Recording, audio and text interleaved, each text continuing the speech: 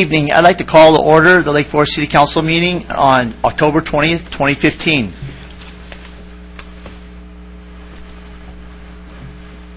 And showing roll call, we're missing Councilman Dwight Robinson.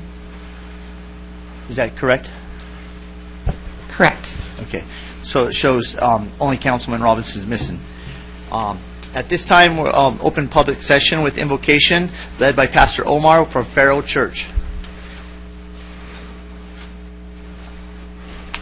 Let us pray.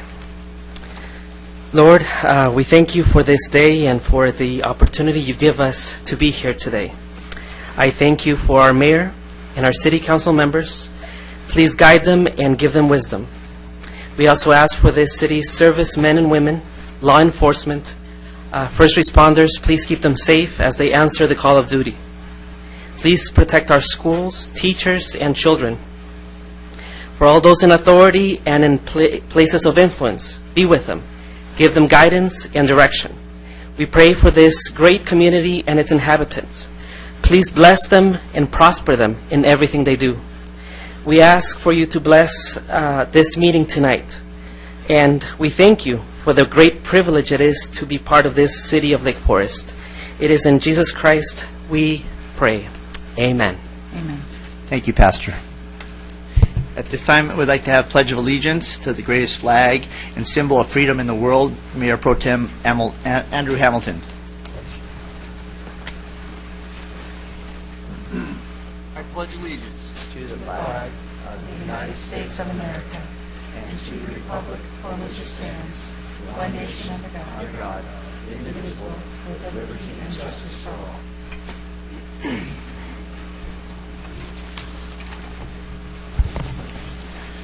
City Attorney, nothing to report for closed session? No report tonight, Mr. Mayor. Okay. And I'll take a motion for presentations. I'll move the presentations. Second. Council, cast your votes. That motion carries unanimously.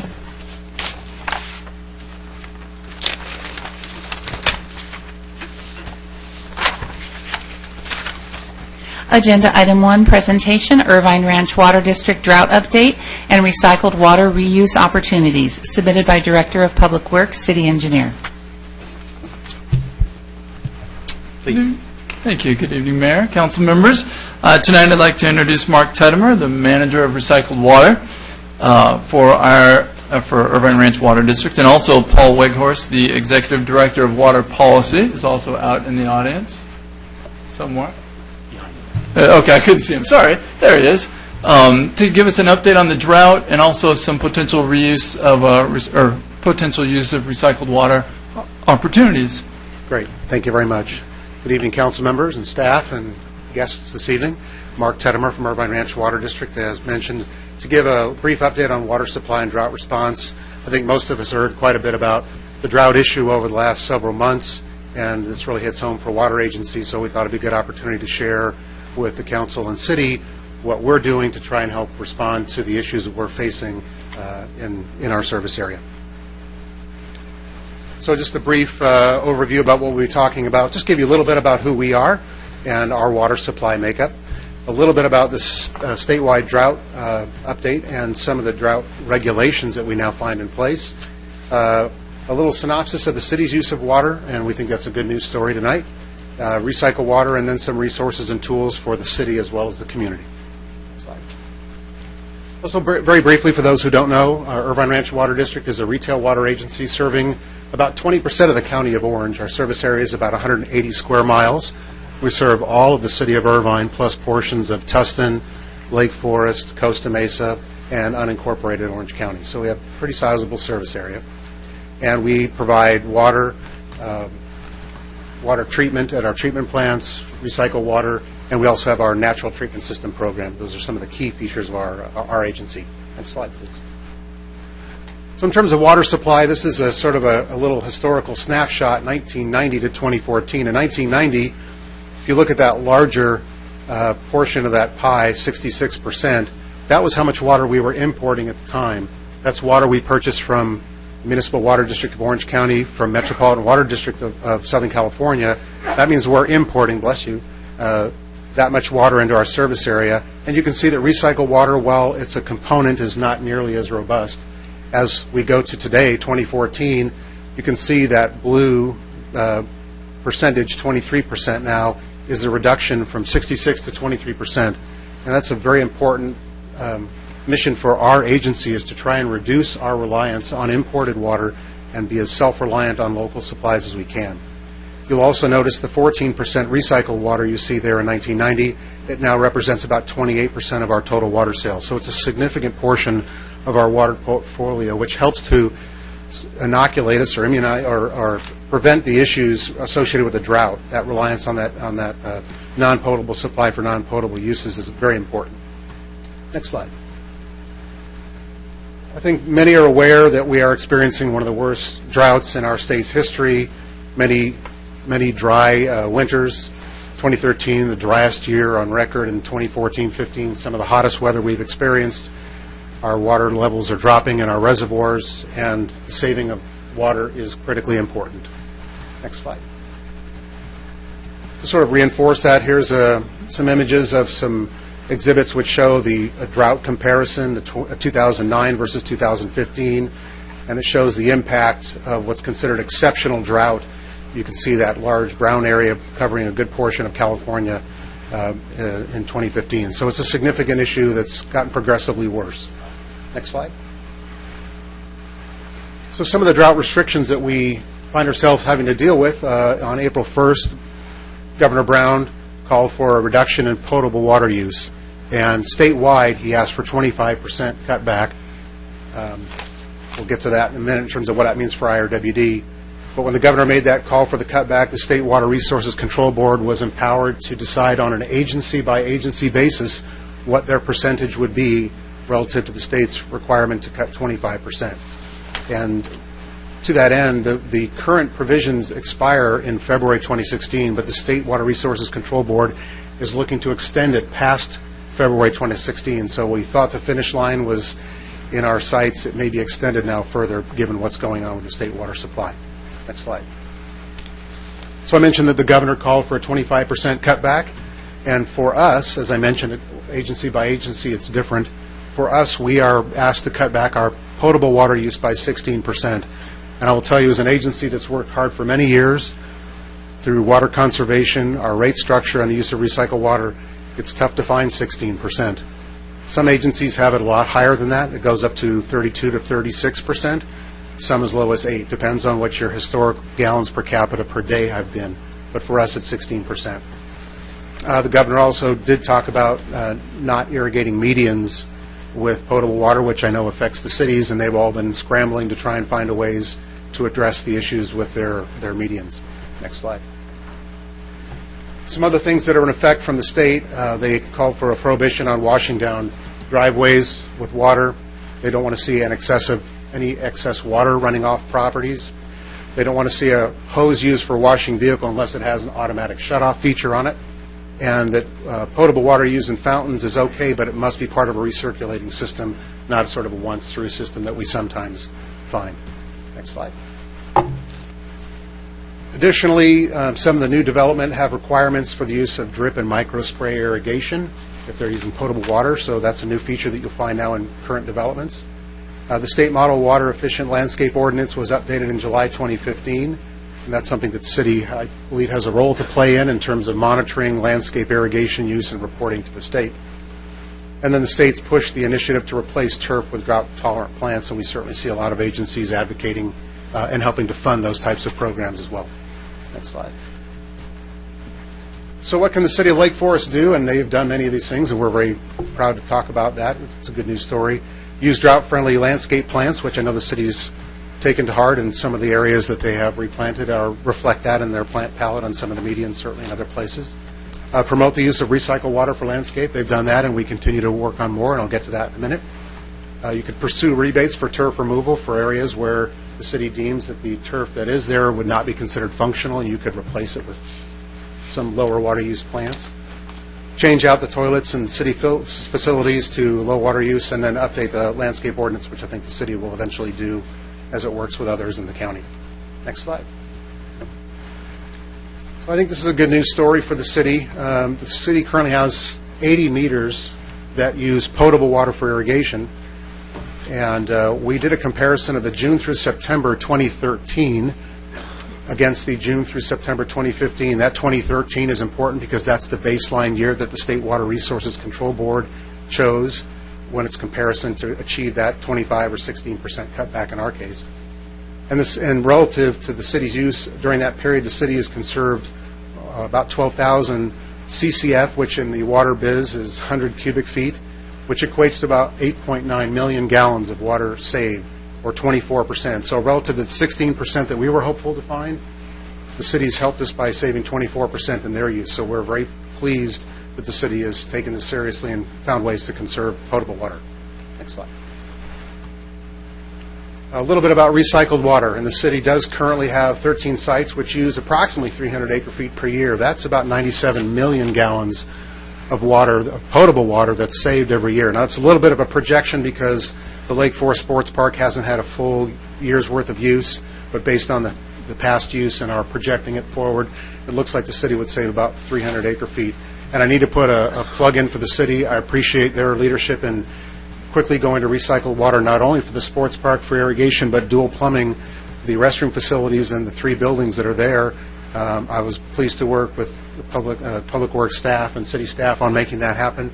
This is the first dual plumb buildings that we serve outside of Irvine, so it was a great accomplishment, and we were very pleased to nominate the city, and they were recognized by Water Reuse California as a Customer of the Year. So we thank you for your initiative and use of recycled water. I also want to report that we are working actively with the City of Lake Forest staff on looking at other opportunities to convert to recycled water where it makes sense for us based on the location of our pipelines and the need for services. So right now we're looking at Darren Park, Serrano Creek Park, and Lake Forest Park. We're also looking at some additional median opportunities as well. So that's underway. We're actively meeting regularly with Public Works staff to see where those opportunities are and what the next steps are. Next slide. I want to talk a little bit about recycled water in lakes. I know that's been a topic in this community, and I thought it'd be important to share where we are with that. So can recycled water be used in lakes to replenish them in lieu of using potable water? It can be used. It's allowed by regulation.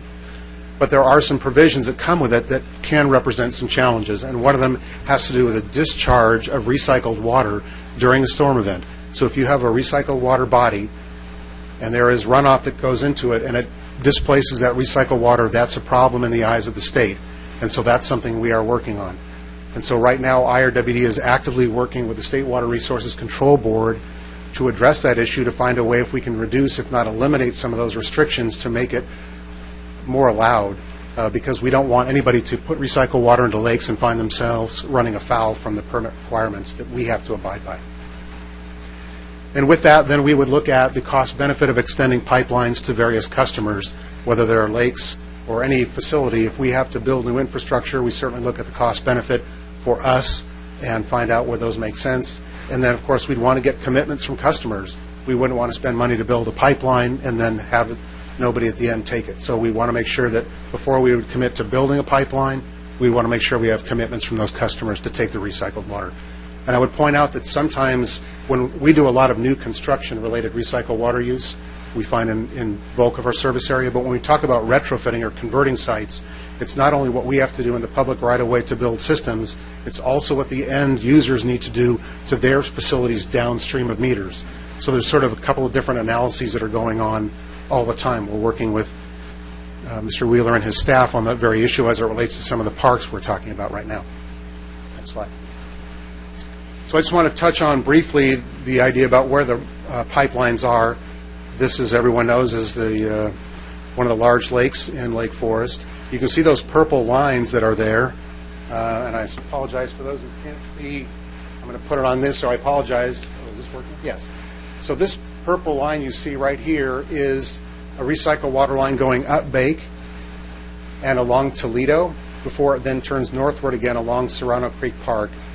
That is a recycled water supply line coming from our Los Lisos treatment plant. That could potentially provide recycled water to the lake, so that is an option that is not too far away. Next slide. This is the other lake in Lake Forest. It is a potential opportunity, and I put this here to show those arrows. The upper left arrow is pointing to where our current recycled water distribution system ends. That's very close to our treatment plant right there. So that recycled water line would need to be extended at least 2,000 feet and probably more by the time we figured out where we'd put it into the lake. So all that has to be looked at in terms of the cost benefit to construct that pipeline, to bring recycled water there, where it would be put into the lake. Also, I know there's been talk about serving Village Pond Park. That other arrow down at the bottom, that is Village Pond Park, which actually is an El Toro Water District service area, but you can see the distance from our recycled water distribution systems. It's quite some distance away, so that would be another consideration. Next slide. And to the residents of Lake Forest, what can they do? Acknowledging that about 60% of your water use is outdoors, anything you can do to reduce water use outside goes a long way to help us with our potable water conservation objectives. So if you do find leaks, you should fix them. Try to reduce outdoor water use to the greatest extent you can. You want to make sure you check your sprinklers in terms of the timers, because sometimes they will default back to very long periods of time. And then if the opportunity presents itself, remove very water-thirsty plants. Grass is one of them. It's a very water-thirsty plant. So if the opportunity presents itself, you should look into those opportunities. Next slide. And IRWD is here to help, and so we do have resources available for what we call on-site assistance. Those are downstream of meter issues on your properties. We have events and landscape workshops and the like. You can contact our conservation hotline, and they can help work with various customers. And if you wanted to report water waste, you can do that as well. And certainly go to irwd.com if you want to get any additional information. Next slide. We do have financial incentives to help you as you contemplate some of those things. So we list here some of the opportunities for rebates that are more outdoor related, for irrigation controllers, spray nozzles, turf removal, rain barrels if you want to catch rainwater, and soil moisture sensors, and then indoor for clothes washers and high efficiency toilets. So again, go to irwd.com and look and see what those opportunities are. Next slide. And lastly, wanted to bring to the attention of the community that we have a relatively new feature. It's a residential recycled water fill station. It's located adjacent to our office headquarters on Sand Canyon. And you're looking in that right-hand side, that's a picture of the parking lot right there. And we make it available to residents to come and get recycled water free of charge. You'll need to bring containers. You will need to sign an agreement because the regulatory agencies make us do that. But you can come and get up to 300 gallons per visit, unlimited visits. Some may ask, why 300 gallons? Two reasons. One, that started with another water agency who actually initially put this program forward a while ago. They came up with that limit, and it makes sense. Additionally, if you think about the weight of water, it's heavy. So if you put a lot of water in your car, it could be a challenge. The car could be driving you. So please, again, go to the website. You can get more information about it. You can sign up online if you'd like. And we'd be happy to post the hours and days that we're open there, so we'd love to have you stop by and get some recycled water. And I believe that completes irwd.com, or our number 453-5300 is our general number. Feel free to give us a call or look at our website. Happy to provide any information we can. I thank you. Thank you for your presentation. Will you be able to take a few questions? Absolutely. Okay. Do we have anything from the public? We've had no requests. Okay, then I'd love to open it up. And first of all, for you that don't know, Mark Teddemer served on the City Council as former mayor, so thank you for your service to our city, and thank you for continuing to serve our city through the water. And obviously, water is becoming a big issue for all of us, and so thank you. But, you know, recycled water or reclaimed water, why don't you give us the history of where it comes from, and is it treated water, and tell us more about recycled water. Sure. Recycled water is sewage. It comes from our homes and the businesses in the community. Goes to two treatment plants we have. The largest one is in Irvine at our Michelson Water Reclamation Plant. The smaller one we have, I mentioned earlier, is in Lake Forest right on Bake there. So we have two treatment plants where we collect the sewage, treat it to state-defined standards, so it's not an arbitrary decision as to what recycled water is. It is defined in regulation, Title 22 of the California Code of Regulation. We then treat it. It's disinfected, and then it's distributed through a separate distribution system. We have about 500 miles of a recycled water distribution system, and we serve over 5,300 sites with recycled water. And as I mentioned, it's 25% of our total water sales are recycled water, so it's a significant portion of our portfolio, largely for landscape irrigation. But recently, well, in the last several years, we've gotten more into what's called dual plumb buildings. So we now serve over 65 commercial buildings, including our headquarters, where we take recycled water indoors for toilet and urinal flushing. We also serve many high-rises. We worked with the Irvine company back in 1991 to do the first in the state of California, and it's, I think, a 15-story high-rise building. We've been doing them ever since, and there's about another 20-plus buildings that are either in design or construction. So we are very strong proponents of the use of recycled water indoors. We also have it used in composting operation. I'm in the process of working with a carpet dyer. So it's got a lot of uses that are approved by the state of California, and we pursue all of them aggressively. With IRWD having 180 square miles, how big does that make you compared to other water districts in Orange County?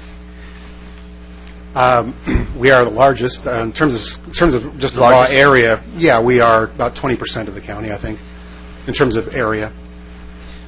With IRWD servicing a large portions of our city, and we having 2 lakes in our city, does Mission Viejo have reclaimed water going into their lakes? And then if it's treated water, why are they concerned about it being diluted down and then run off into our...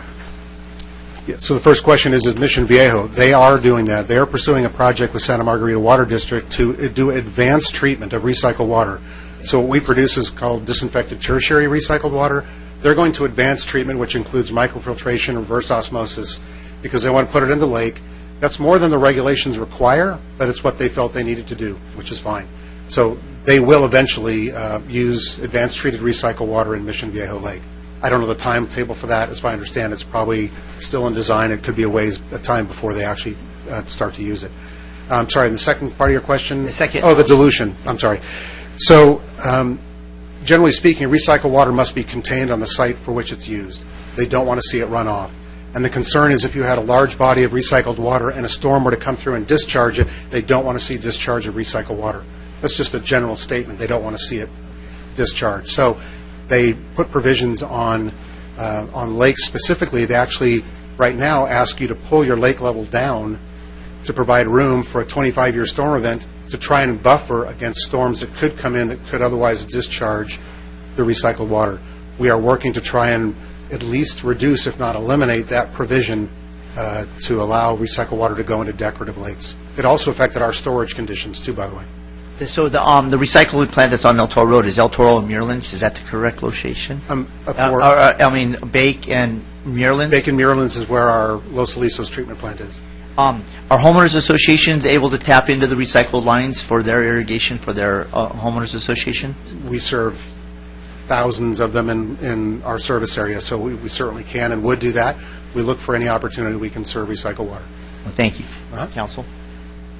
I just have a few, I guess, comments and questions. I recently attended a meeting from the Municipal Water District of Orange County. This is just a comment. Lake Forest was listed as the #1 spray-to-drip program rebate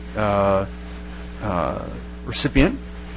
And in the turf removal program, I just thought I'd go through, the city of Lake Forest was listed, along with very many HOAs. So those of you in the audience, you might belong to the old Trabuco Highlands or the Lakeside Park HOA.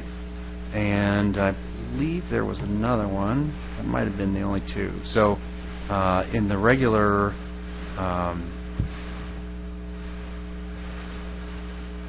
turf removal program, there were 3 entities, 2 HOAs in the city of Lake Forest that were a part of the October disbursement for the turf removal program. And again, it was 25% that you said the city had reduced? The city conserved 24% on those 24%? Irrigation accounts that we had looked at, yes. And that was all potable, or did that include? That was potable water. That's the governor's cutback is focused on potable water conservation. Great. And are we able to? I was going to. This is a rhetorical question, but I need to get my smart timer installed. You know, the rebate is $350 up to $350. I'm sorry, I don't know. I can look at my colleague and ask him if he happens to know. Do you know the rebate amounts on? Yeah. Okay. That's a program that you can install at your home that will read the weather from a satellite and be able to properly irrigate your lawn based on the weather. And so I think the rebate is 100% up to 200, 350, somewhere in there. So would we be able to call Irvine Ranch for that, or? Please feel free. Go to our website, and they can link you into our water use efficiency group, and they'd be happy to help you. And so I just thought I'd warn everyone that I'm going to give the conservation hotline number one more time. It's 949-453-5581. Is that right? Okay. I'd have to go back and check. I know it's not mine. I just copied it down. So thanks again. Great presentation. Thank you very much. Appreciate it. Yeah, Councilman Carter. I had a question. Welcome back to the city. I know many people here are from Potable Hills, and as far as I know, Potable Hills doesn't have reclaimed water. How difficult would that be to bring lines on your map? I didn't get a feeling for how close we are to there. Yeah. Right now, we do not have any recycled water distribution systems above the 241. So to do that, it's only money. That's what it takes to extend the systems up there. We would need to put in pipeline, booster pumps, and probably a reservoir to help meet the needs of the community. And so what IRWD does all the time is we look for opportunities, but we look at ones that make sense for us to do based on a cost and benefit type of an analysis. I'm sure you can appreciate that I wouldn't build $1 million worth of pipeline for a median, but I'd spend $10,000 to get a golf course. And then there's everything in between, and that's some of the conversations we're having with city staff is where is it prudent to do, but we always look for opportunities to use recycled water where we can. Okay, and how do we beat the drums to get people to, from the HOAs, then Potable and Foothill, to do that? Do you do that, or how do we get that going? Well, we will initiate that look internally. We do sub-area master plans for portions of the service area, and I think there's some information relative to potentially some of the areas that we're talking about now. So we would go back at those documents and look and see what was projected in terms of recycled water opportunities or demands, as well as the expected capital cost. We would bring it current in terms of refreshing that information and see where that puts us relative to sort of a cost-benefit analysis. I think at that point, my recommendation would be that we would probably engage with the city staff to brief them on what we're finding or what we're seeing at that point and discuss what options may be available going forward. In the billions of dollars of funds that went into the state, are we, the city, eligible for that, or is that something that IRWD applies for? What money are you referring to? The water bond was Prop 1? Prop 1? Yeah, I know water agencies are. I'll looking into my colleague. Are cities available? I don't know that. Yeah. There is a segment of Prop 1 dedicated to recycle water. I would expect that cities could pursue that on their own. We certainly would like to work with the city because we have issues that go beyond just the pipeline. There's capacity issues, treatment issues, and a bunch of other things that are part of a larger narrative that we want to make sure we address. So not just look at a segment of pipe, but what does it mean? Because if we have any bottlenecks or restrictions that we would be creating by trying to convey water past its likely end use, then it creates other problems or challenges for us. So we would certainly like to work with the city on that. Right now, there is a window in which we might be able to get state monies, these bond monies, to fund either Potable or Foothill or the lakes for one of those projects in conjunction with your group. Great. Thank you. Anything else? Just very quickly, thank you for being here tonight, Mark. Good to see you. Good to see you. Thank you very much. All right. Thank you very much. Appreciate the time and opportunity. All right. Agenda item 2, presentation of award from American Society of Civil Engineers for the Lake Forest Sports Park and Recreation Center, submitted by Director of Public Works, City Engineer. Good evening again, council members. I'd like to present this award, and ask the mayor to join me up front for the presentation. But it's an award by the Los Angeles section of the American Society of Civil Engineers. It's really covers the LA section, which is 10 counties in Southern California. After this award, we'll go on to compete in a statewide competition for Project of the Year, but it's the Park and Rec Project of the Year Award. And this is the handsome plaque, which I will present to the mayor up front.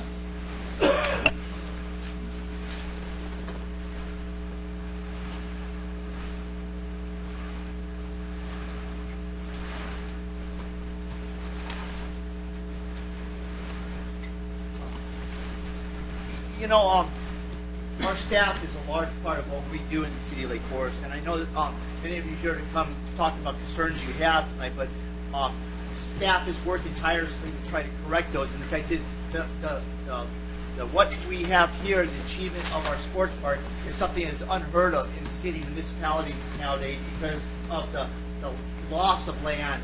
And the fact is, the city is dedicated this park largely because we wanted to see the youth and the adults out doing things in our recreation. And so, on behalf of the City of Lake Forest, we're honored to receive this. And so, thank you.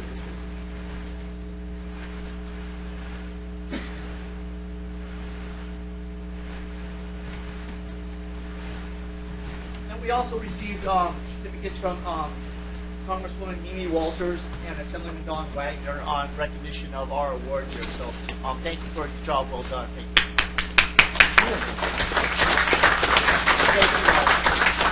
I gotta say that former Councilman Mark Tedmer had a large part to play with our sports park. So thank you. I'm out there all the time, and I love our sports park. So thank you.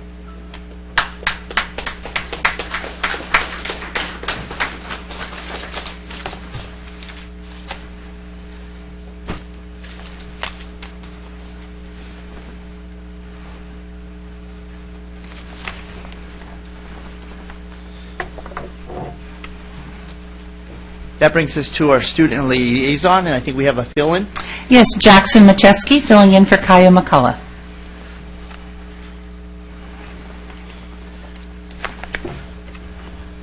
Good evening, Mayor and Council. My name is Jackson Macheski, and I'm the sophomore class treasurer at El Toro, and I'm here to fill in for Kaya this week. There are so many fun things that we need to talk about, so let's just dive right in. This past week was El Toro's homecoming week, leading up to our haunted homecoming dance on Saturday, October 17th. We started off with Manic Monday, and everyone had crazy hair and hats. Next was Terror Tuesday, where the entire school dressed up in black. Tuesday was also our annual homecoming fair, packed with food, games, and plenty of laughs, while soaking our homecoming court in the Royal Flush dunk tank. Fashion Nightmare marked Wednesday as students wore mismatched clothing. And Jacko Thursday followed, with the entire school wearing orange. Finally, on Freaky Friday, hundreds of students dressed up in their costumes and attended our Nightmare on Toledo pep rally to get pumped for the big game. Friday night, in front of our current students, parents, and alumni, our drama students battled an evil swamp monster to get back the coronation results for our homecoming halftime show. At the end of the show, our ASB president, Samantha Wiesk, was crowned El Toro's 2015 Homecoming Queen. The very next night, over 1,200 students filled the lower quad to dance the night away at the spookiest event of the year. At the dance, our 2015 Homecoming King, Tyler Smith, was crowned with a standing ovation. Also last week, El Toro's boys and girls cross-country teams performed extremely well at the OC Cross-Country Championships. And the girls volleyball and boys water polo teams also defeated their competition. This week, El Toro's drama department is putting on The Invisible Man from Wednesday to Saturday. Showtime is 7 p.m. in Charger Hall, and admission is only $7. You definitely don't want to miss this awesome performance. Before I go, remember to start saving up for El Toro's canned food drive to donate during our annual canned food drive, starting November 9th. We are aiming for 100,000 cans. That's it for tonight. Thanks for listening, and as always, go Chargers. Thank you. On your canned food drive, tell us about the history of the canned food drive and how you guys have done in the past. Well, we've had the canned food drive for a very long time, and we've been progressively getting better and better as the years go along. Last year we were aiming for 80,000, and we had gotten 86,394 cans in total. And it was a really exciting moment, and we knew that we could do a lot better considering the turnout that we had. So what's your goal this year? 100,000 cans. You know, and I don't put that past our El Toro students because they're outstanding. And so thank you for that report, and thanks for all you guys do. And you guys always make us proud. So go Chargers. Go Chargers. Thank you.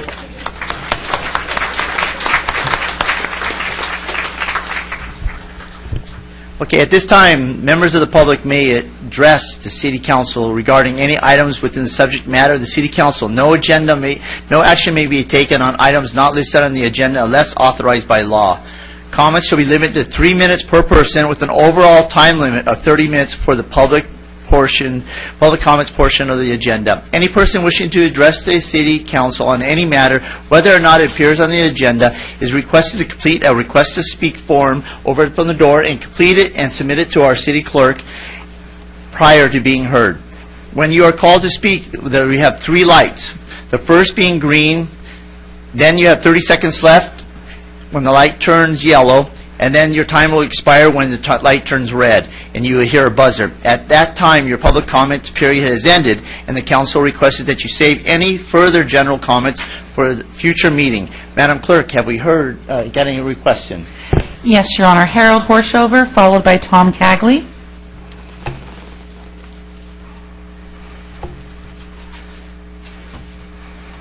Good evening.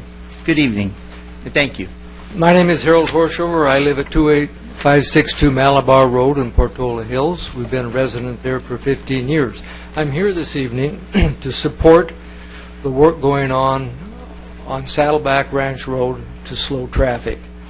My wife and I participated in the meetings that the city held over a year ago concerning our residents' concern for the impact of the Portola development and the thousands of additional car trips or road on those roads. As a consequence of those meetings, we learned that Saddleback Ranch Road was flawed by design.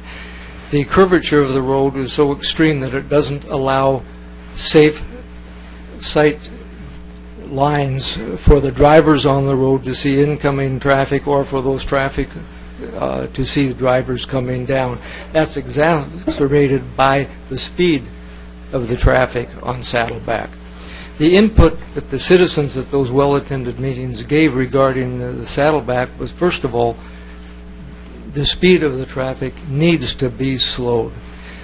Other items were given as well, the concern for the congestion around the school, merging onto Saddleback, merging from Saddleback onto Glen Ranch.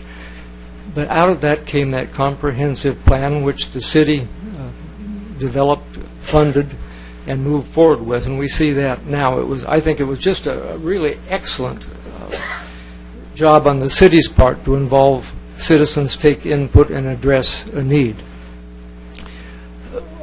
My concern, the traffic consultant that the city hired there told us that because of the flaw in Saddleback, there was really nothing that could be done to slow traffic except to add structures to the road that would force drivers to slow down. He spent 2 days with the crossing guards on Saddleback and was really concerned. In fact, what he said was at the meetings that their lives were in danger. Then the only way to try to mitigate that was to add structures. So that is the reason for those structures now. I understand that there are some folks that would like the city to take some action to modify those or even eliminate some of those. My opinion, of course, is different from theirs. I see what has happened is very, very positive. I think it would be a mistake on the city's part to go back and try and change that.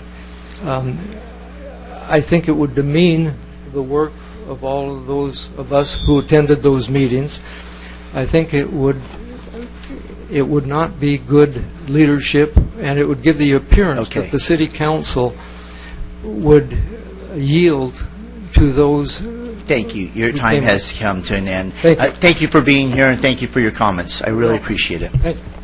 And, on that, City Manager, do we have any update on the Saddleback Ranch Road, since that topic has come up? Could you give us a quick update on that, please?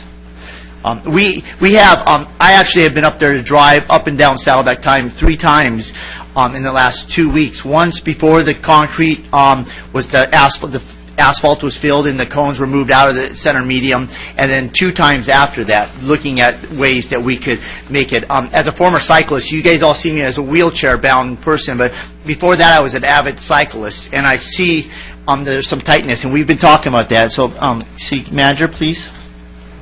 Well, thank you, Mr. Mayor, members of the City Council. Certainly, the subject matter of Saddleback Ranch Road was extensively discussed at our previous council meeting a couple of weeks ago. So the staff appreciates the opportunity to, I guess it's your request, to update the council and clearly those who are here this evening as to what we've been doing over the last couple of weeks. And of course, this goes back, as I think our previous speaker even talked about, all the way back through to the year 2012, in which, in response to concerns as I think the gentleman previously articulated about speed and other issues on Saddleback Ranch Road, the city held a series of community meetings in which we elicited a lot of feedback from the community as to what those concerns were, defining the problem, looking at what some solutions might be, and that certainly resulted in the project and the plans that were drawn and now is taking place and coming to fruition on Saddleback Ranch Road. Certainly, after we developed the plans, the staff actually also went up and met with the homeowners associations and shared the actual plans with them and solicited feedback even at that juncture. However, we recognize that a lot of the times some of that type of work isn't perhaps well noticed, or people don't get the sense of it until they really see it in person. And so we as the staff recognize that and acknowledge that certainly can be the case. At our last council meeting, as I indicated, we had a number of people who spoke to the council about that. And of course, the staff is charged with the responsibility of trying to bring that project to completion and ensuring the safety of all of our residents throughout the entire community, and certainly as it relates to Portola Hills. Since the project was started, we've also received a good number of emails, and we have a system we call Ask Lake Forest, which is a customer service-based 24/7 online system in which we've received a good number of emails from people who have expressed to us, and the council has seen those, what their concerns are now that they see and feel and drive the road. And of course, I've been up there myself many times, and I would also share that certainly during construction it can be difficult, and as it progresses it might feel differently to people. But that said, we've received a lot of comment on this project. Some of it obviously very negative, and some of it positive, like the last speaker, and some people who just had thoughtful suggestions for us. And so we've been monitoring that and taking to heart the things that we've heard. And along that line, you know, we sort of mapped out what we think the major concerns are, and of course it all sort of, in our judgment, relates back to the width of the road. And of course, when you look at the top things that people are talking about as it relates to that, it's like the concern about the uphill bicycles or the bicycle lanes that maybe people were unofficial but used them before. And how is that possible now? Clearly trying to traverse and get around the structures, the bulb outs or the pork chops that you see at intersections that were there for the purposes of allowing people from the side streets to pull out a little bit and be able to see in a more safe fashion vehicles that are particularly driving down the street maybe in a quicker fashion. Of course, the lane widths are an issue, and of course we've heard that, well, the street's now closer to the sidewalk.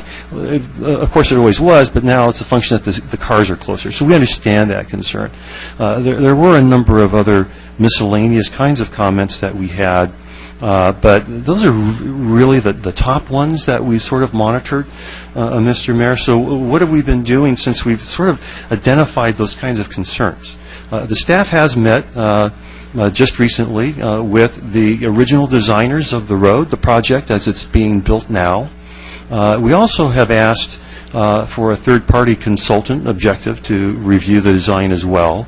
But we are looking at a variety of perhaps design modifications that we believe may look very promising to try to address some of the issues that we're hearing from residents who were at our last meeting, who have called us or contacted us through email or whatever means that they've chosen to do.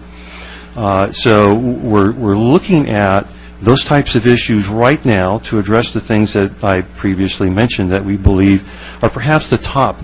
No, we're not catching everyone. We understand that some of them maybe are not necessarily a function of an engineering solution, but in some other fashion.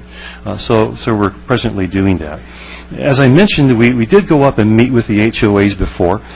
We are currently organizing a meeting again with the HOAs and the staff to go through the plans as they currently are, the status of this project, and perhaps get some dialogue and feedback going again with the HOAs that are up there in order to continue the dialogue and ensure that if people feel that they can't send us an email, of course we would appreciate that because then we can communicate with you directly, but they want to talk through their HOA, that's perfect. The staff is organizing a meeting to try and do that as quickly as we can so that we're all sort of working together towards a common objective, and that is to ensure that everything that we're doing up there ultimately tries to meld together the concerns that we heard back in 2012 as well as the concerns that we're hearing today.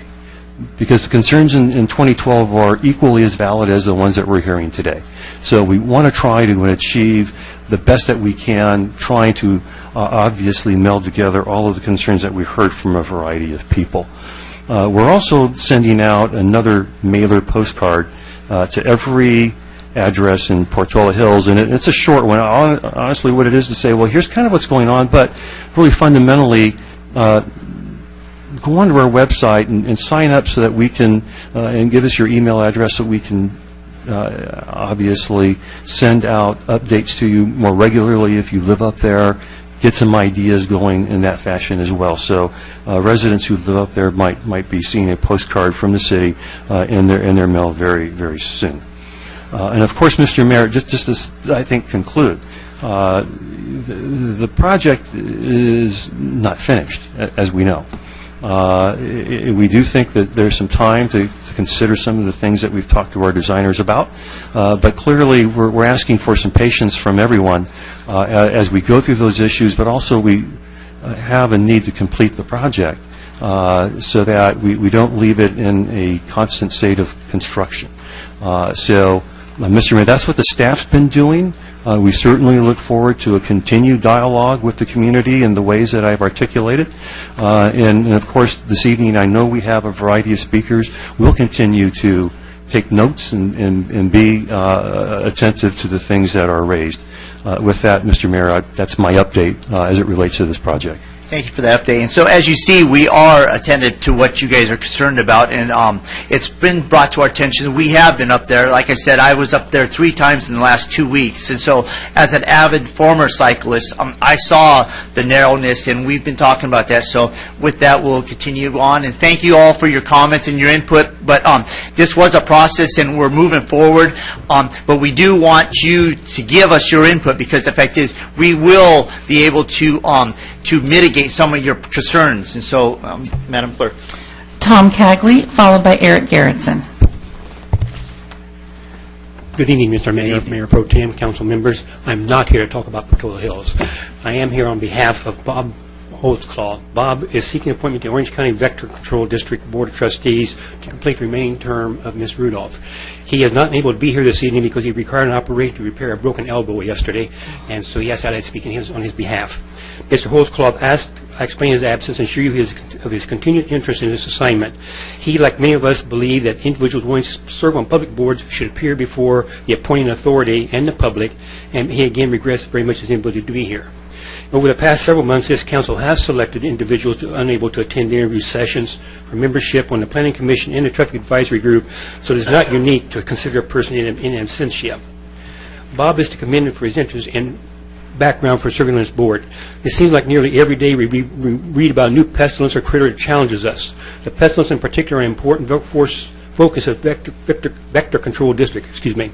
This is a critical position and one that a candidate really ideally would have considerable knowledge and background in. Bob's background includes being a member of California Fruit Growers Association. This association constantly works to improve methods of controlling harmful insects, rodents, and other small animals. This association also works closely with the Vector Control District, so he has already established a network to assist in representing Lake Forest. The issues that face Bob's work with the fruit growers, rodents, insects, and small animals are identical to those noted in the Vector Control Board's website. The official announcement by the city added flies to this list of usual suspects. Bob is a member of the San Diego Zoological Society and was a leader in raising money for the elephant exhibit that debuted a few years ago. This demonstrates that Bob has experience in successfully working with members of the public as well as elected and appointed county and city officials or employees. Bob's goal is to educate the community about the known threats and to alert them to impending risk as they become known to the Vector Control District. This education will include recommendations on what preventive measures to take. Membership on the Vector Control Board suggests but does not require periodic presentation to City Council. Bob intends to share all information in this area to City Council meetings as appropriate, just as Ms. Rudolph did. Again, my purpose of appearing here is to explain his absence and assure you of his sincere interest in his position. Providing the opportunity to the audience a brief list of his qualifications for his appointment. We, the members of this community, are significantly effective representation on the Vector Control Board. Thank you. Thank you for your presentation. And give Bob our well wishes for a quick, speedy recovery, and we'll see him here soon. Thank you. Please do. Eric Garrettson, followed by Mercedes Natvig. Hello. My Hello. name is Eric Garrettson. I'm a resident of Lake Forest for the last 10 years. Can't normally stay after I speak because I suffer from extreme pain, but last council meeting I was here, I was spoken about Robert's Rules of Order and how not since the days of Herzog, which I know you've spoken against Mayor Voigt, and Mr. Hamilton wasn't in there, but I know Robinson specifically ran against him, and he was the last person to put a three-person majority to get something on the agenda. Now, when I stopped talking last time, I got an incredible round of applause, which I thought was very good. That meant other people thought the same way I did. And I was surprised that on this agenda, you have not decided to change it back to the Robert's Rules of Order the same way that every other city council operates, not this majority to get something on the record. That eliminates Jim Gardner and Adam Nick from fully being able to contribute to their positions as voted by their constituents. So when are we going to change this back? We are not to respond, so thank you for your comments. Or are you going to continue on? One last thing. If I was the mayor, first time I would have driven up there, I would have gotten a hold of my city engineer and had him come up and meet me. The one barrier is movable easily. It could have easily been pushed back 3 feet. The people that were using it were only the people working there, and they didn't need it all the time. It was simply movable. That if you're coming south on that road, you have to make an unnatural left-hand turn to get around a storm drain. When that sign gets knocked down in bad weather, more people are going to run in that curb. It's the worst engineering job I've ever seen in my life. See you later. Mercedes Natvig, followed by Tracy Tingley.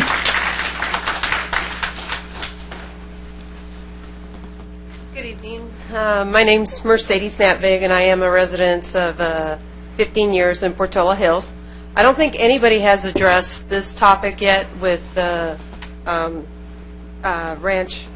Saddleback Ranch Road, but a lot of us residents up there are outdoor enthusiasts, including my family, and we have RVs. We have tried to negotiate exits out of Elder Street, and you cannot make a right-hand turn to go up Saddleback Ranch Road without running over the sidewalk and almost taking out that post. It's impossible. We have tried to come out of Pendleton, but you have moved the left turning lane into Pendleton over, so if there were to be a car there, there's no way to make a right-hand turn up to Saddleback. If you're coming down Saddleback and you have that obstacle course right before Shady Ridge, with a long truck and trailer, you cannot go right, left, and then right again without physically going into oncoming traffic. So I appreciate that you guys are making adjustments. Please consider big RVs, and that is really the only exit and entrance into our neighborhood that is accessible. You can go up Ridgeline, but it's very steep and very hard on the vehicles to take a RV up or a motorhome down. It's also very hard on the brakes. So once again, that's Elder and Pendleton? In Pendleton. Thank you. To access onto Saddleback Ranch Road. And then very quickly, this whole project has created an immense amount of animosity between vehicles, drivers, and cyclists. On social media, people are getting really rude and hostile. I invite all of you to meet me on Saddleback Ranch Road. We'll make a left, on Glen Ranch Road. We'll make a left up Saddleback, all of you on bicycles, with the exception of you, Mayor, but you know what I'm talking about. And we'll ride up there at 4:30 to 5:30 in the afternoon, and let's see the patience of the drivers, because it's pretty bad.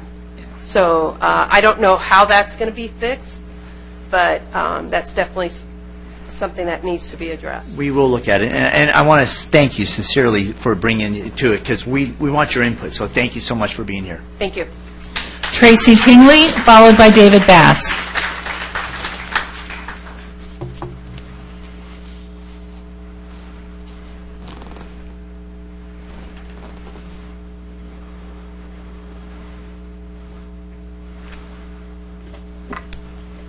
Good evening. Last meeting I read to you some of the city's ethics code. It would seem that some of you didn't take it to heart, so I've printed it out so you can follow along and refer to it during tonight's meeting. Again, it says you should be acting as public servants by being courteous, impartial, honest, open, and responsible to the city's residents. Use their office and employment in the best interests of the city rather than for personal interests, whether their own interests or those of their family, friends, or business and political associates. Being courteous. In May, when the vote for 250 new homes was before the council, 29 speakers came to the podium in support of the plan. 8 of those speakers were not even residents. Not once did Mr. Voigt scowl at the number of speakers repeating the same message. He pandered to each and every one of them. Last week, there were 13 residents with valid safety concerns around Saddleback Road's changes. Mr. Voigt cut them off and showed frustrations over the number who dared to voice their concern. Impartial. Mr. Voigt, you seem to win your battle to turn yet another park into a soccer field. The fact that the people who attended the meetings overwhelmingly did not want a field of any nature, you chipped away at the requests of the residents to get your beloved field. Unfortunately, your math does not work, so there'll not be enough parking spaces. For what was shown, there's only about 50 spots. If each team has 14 players and a coach, plus 2 referees, you need 32 spots. You've only got 50. There's an overlap of teams, so it would be impossible to schedule games and have them to park. Heaven forbid anybody actually wants to use the park for any other purpose, like the dog park. This was the exact reason a field was not desired at the park. Based on the busy street, there was no room to accommodate everyone. If this plan goes through, I'm calling on all Portola Hills and Foothill Ranch residents to fill up the parking lot on game days to prevent the soccer people from parking there. Honesty. Lying on the dais has become contagious. Last meeting, Mr. Nick refuted an article in the OC Register about campaign funding from Green and Clean. Mr. Nick said he never accepted any money from a trash hauling firm. At the end of his comment, Mr. Robinson can be heard saying, "Neither did I." Well, some history. On April 17, 2012, the city started the RFP process for trash hauling. On August 17, 2012, Mr. Robinson reported on his 460 form receiving $1,000 from CR&R, a trash hauling firm. That November, Mr. Robinson won a seat on council and was part of the council who awarded CR&R a long-term contract from a badly crafted RFP. I've lived here since 1996 and never heard a bad thing about waste management. I constantly hear bad things about CR&R. It would seem now that both Mr. Voigt and Mr. Robinson both have difficulties with the truth. We as residents deserve far better than this. Thank you. David Bass, followed by Brian Van Dyke.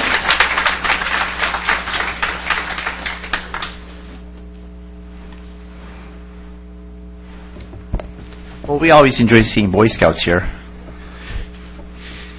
Well, and it takes adults to help the boys to be able to learn leadership and become productive men and women in society. Dave Bass, Lake Forest resident. I'm here on behalf of Saddleback District, which is one of 10 districts, or about 10, in Orange County Council. Saddleback District is the largest district in the Orange County Council, and this year I'm serving as the district chair for Scouting for Food. BSA does this annually. A few years ago, I'm not sure exactly when, but Girl Scouts were invited to participate in this, so it's both Boy Scouts and Girl Scouts this year participating in the Scouting for Food drive. The big collection day is November 7th. There may be some going on during the week, but that's the big collection day. There aren't enough Scouts to go and knock on every door, so if you don't have that happen, there's a couple other ways in which you can donate some food for this food drive, and that is, one is you can go to Smart and Final. Smart and Final, there on El Toro Road, will have prepared bags that are $5 each, the food that is needed for the food drive. All the food that's collected goes to the Second Harvest Food Bank and is used in Orange County. And if you can't make either one of those, but you have food and you want to drop it off, the collection point is at the LDS Church on Los Alisos between Marylands and Rockfield, kind of across from El Toro Park. Be happy to answer any questions. I encourage you to do this. I know that on the 7th there's the El Toro, or the Tour de Toro ride, but you can do the ride in the morning and then slide on over to Smart and Final if you want.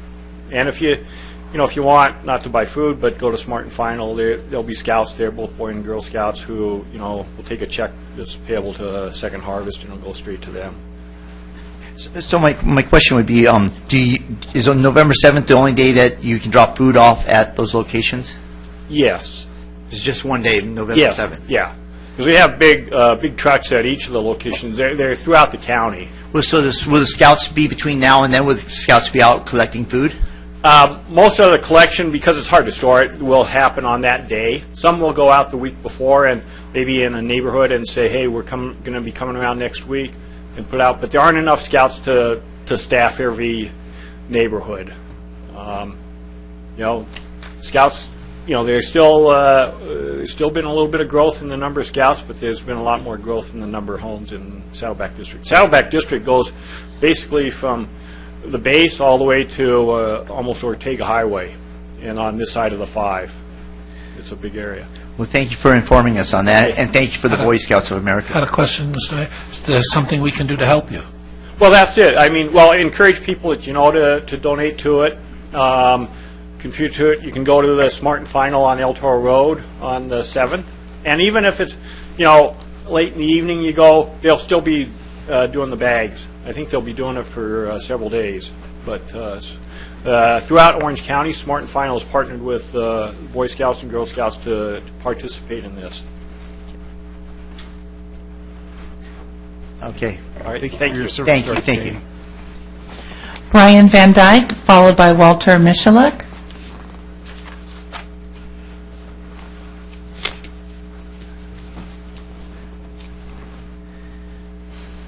I'm here to talk about the Saddleback Ranch Road. When I first started coming, I was concerned about safety. And I appreciate the words that you've mentioned about considering possible changes. Frankly, I've started to get the sinking feeling that maybe this is bought and paid for and it's done, and perhaps the attitude here would be for us to shut up and go home and forget about it. So maybe we could take a show of hands. How many people from Portola Hills are ready to shut up and go home?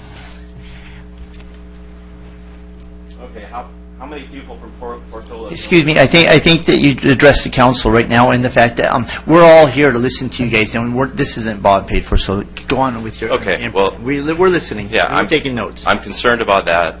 There's a lot of people that are still upset and angry about the situation, and I hope that there are changes, and it's not just words. It's okay, thank you. Walter Michelik, followed by Jane Blasingham. Good evening. My name is Walt Michelik. I live in Portola Hills. Good evening, Walt. I have since 1987.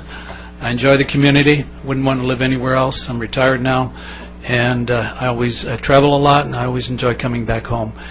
I'm here this evening to express my concerns about Saddleback Ranch Road. Please. I think it's become an unsafe road now. My daily routine begins with an hour-long walk, now that I'm retired, as I said, in the neighborhood. I usually get up early in the morning. I'm out there at 6 o'clock, go up to Concourse Park, use the equipment up there, then go down Saddleback Ranch Road to head back home past the elementary school. And what I've seen since this new development has been created on Saddleback Ranch Road really has me concerned. I'd like to cite some things that I've observed that have me concerned. Now, as you know, with the wide medians that they've built there, with the concrete structures in the middle of the road, cars are much closer to the sidewalks than they used to be. I never had a concern in the past about walking that stretch of Saddleback Ranch Road. If I would come across meeting someone, come across, two people trying to pass each other, et cetera, I would have no hesitancy in stepping out into the street. Now I'm concerned about doing that because cars are right next to me when I walk that stretch of the road, and that really concerns me. Large vehicles with mirrors, trucks, some of those mirrors potentially stretch, they come onto the sidewalk now, and people could get hit with those mirrors. But I've seen school children, small school children, going to schools, groups of 5 or 6. Obviously, we all like to think that they're concerned about safety, but we know how kids can be. 5 or 6 of them, playful, pushing each other, shoving each other. Some of these kids, one of these kids is going to get pushed into the street. There's no margin for safety if a car is coming up the street. Absolutely none. That concerns me very much. Another time... Please. Another time, I was walking towards the school. A young student on a bike came towards me. I didn't know he was behind me. Ran into me. So fortunately, I was okay. He was okay. Nobody was hurt. He could have easily ended up in the street. Had he ended up in the street and the car was coming up at the same time in those sections where those medians are now, he would have been injured or more serious. There could have been a much more serious situation with that situation. That concerns me, that kind of a situation. Now, when pedestrians are trying to pass each other, it becomes you're trying to dance around each other without having to step into the street. I thank you for your input, and the fact is, me being on the wheelchair on the sidewalk would be a problem, so thank you for your input, And then people with dogs, that is another issue when you're trying to pass each other. That is a concern. Thank you. And there's others. All right. Thank you, Walt. Jane Blasingham, followed by Leah Basil. Good evening. My name is Jane Blasingham, and I've lived in Portola Hills for 10 years now and really love the community. I am an attorney. I practice common interest development law, and I work for a law firm that represents as legal counsel to homeowners associations. And while my law firm does not represent the Portola Hills 1 Association, I am a homeowner in that association. As a homeowner, I'm a member of the association. And as an attorney and as a member of the association, I have all the safety concerns that everyone else has mentioned. But in addition to that, my understanding is that the city's intention is for the HOA to maintain the landscaping and pay for the irrigation water for the center medians. And it was not a condition of the development. Those center medians were not. They're in a public street. The center medians were not there when the development was constructed, so it was not a condition. Additionally, it's not part of the common area of the association, and the CC&Rs for the association defines common area as property which is owned by the association or which the association has an easement for the use and maintenance of. My understanding is there has been no easement entered into, and the association does not own that property. I could be wrong in that, and I hope that I am, but that's my understanding. Additionally, Article 17 of the CC&Rs covers annexation, and for any additional property to be annexed to the association for the association to maintain, the residents, the homeowners, 67% of them have to approve that. There has been no vote, no election of the homeowners regarding the addition of this property to the common area. And if there are FHA loans within the property, which I know that there are, because there are in most properties, then 67% of lenders also have to approve it. So that's my concern. And then I also wanted to state what he was saying about the narrowness of the sidewalks. I walk Saddleback Ranch Road almost every night. The other night, a UPS truck came up. I could hear a large truck coming up behind me. I moved all the way over against the hedge because I was concerned about the narrowness, and his side mirror was over the curb. So if two people are walking abreast, that second person next to the curb would most likely have been hit. So I just wanted to make you aware of that. Thank you. And thank you for making us aware of that. Leah Basil, followed by Sue Hill.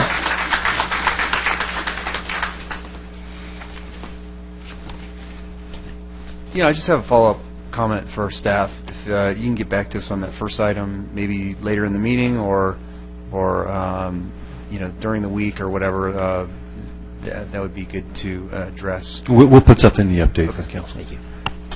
Good evening, members of the council. It's me again, Leah Basil, Portola Hills 2 president, representing 690 homes in Portola Hills. I've been coming to all of the council meetings in the last, several weeks, and it's been the same concern, Saddleback Ranch Road.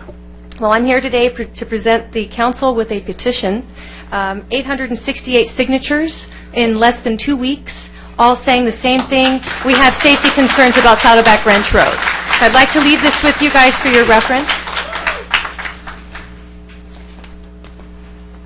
Now, I appreciate that the city is going to be conducting some meetings, task force, to make corrections to Saddleback Ranch Road. However, I do have trepidation about that because we had a task force before, and we ended up with Saddleback Ranch Road.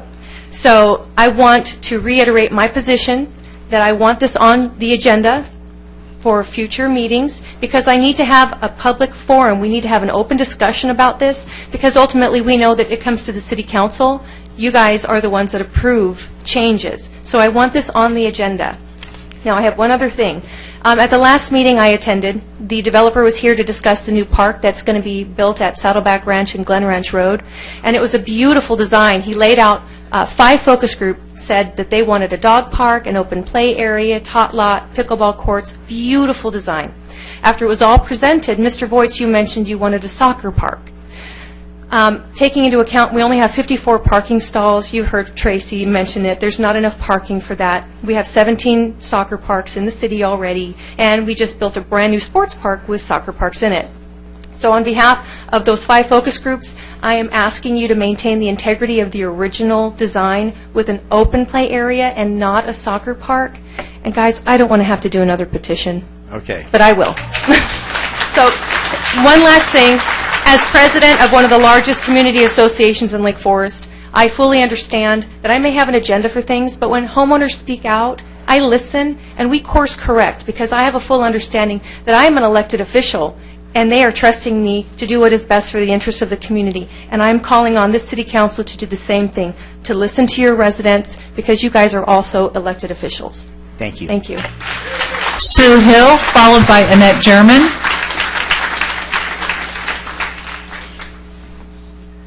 Good evening. Good evening. I'm here to talk about, do you all know where Trabuco Canyon is? Because it's part of Lake Forest. Yes. And we are never, ever been notified about this situation.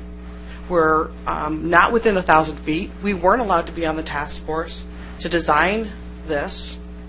And if there's a fire up there, And you guys haven't obviously been up there during a fire situation, because this would never have happened during that situation. There are going to be lives lost. Getting my child out of Portola Hills the day the fire hit up there originally was horrible anyways. Now that the situation is what it is, it's even worse. And I would have to say that police services, I feel like we're the stepchild to you guys. And I'm asking that Trabuco Canyon be recognized as part of Lake Forest, because as far as I know, my tax dollars are going to Lake Forest. Therefore, all of these things that have been said tonight by the city manager about how he's met with homeowners association, he hasn't met with ours. There's been nothing done to include Trabuco Canyon residents, and it needs to stop now. Because if my fire department's gone, I get the fire department that's down on Portola Parkway by Lake Forest that comes to respond to me. Do you know how long that would take them? Please understand that people are angry about this, and something needs to be done to do it. And to tell me tonight that you guys are going to finish the project, we're just going to waste money, we're going to pour money into it and then bring money back? And you guys were touting about the water ratio and this and that. Is there going to be drought-resistant plants in there? Why are we putting in irrigation? This wasn't well thought through, and it needs to be readdressed. So, and I also ask that this be put on the agenda. I would like to thank Mr. Gardner and Mr. Nick for making sure that they include everyone in their emails about this. The rest of you, I hope that you guys step up to the plate, because it's ridiculous that you don't know where I live. Thank you.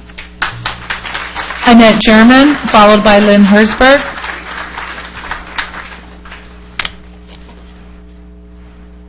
Mayor, Council, my name is Annette German. I've been here before. I now represent the Canyon Rim Townhome Association, and we are 159 homeowners. We are part of the petition that was signed. I went out myself to canvass for some of those signatures, because we're all in the same place. We're all concerned about our children, our animals, walking at the wrong time. I was driving to work the other day in the morning, 7 o'clock, and there was a party of 3 on the sidewalk, and I don't even have a big car. I have a small Jeep, and they went single file. My car doesn't even go over the edge, but my car goes to the edge. I've been stuck going through the ditch where the drainage comes out. I told you last time, I hydroplaned down the street because the drainage wasn't thought out properly, and the water comes out before that bulb was turned at Santa Fe, I believe it is.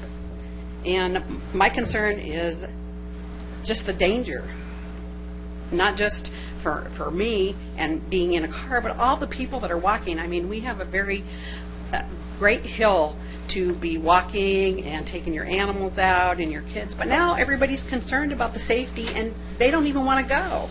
That's one of my concerns. The other one, of course, is I have lived up there for 29 years. I've had to evacuate 3 times, and the evacuation system, if a fire truck couldn't even go down Saddleback Ranch Road, they wouldn't fit. They'd have to go over the bulbous areas and the medians. Lastly, I think it would be fiscally responsible to not even put plants in the medians at this point.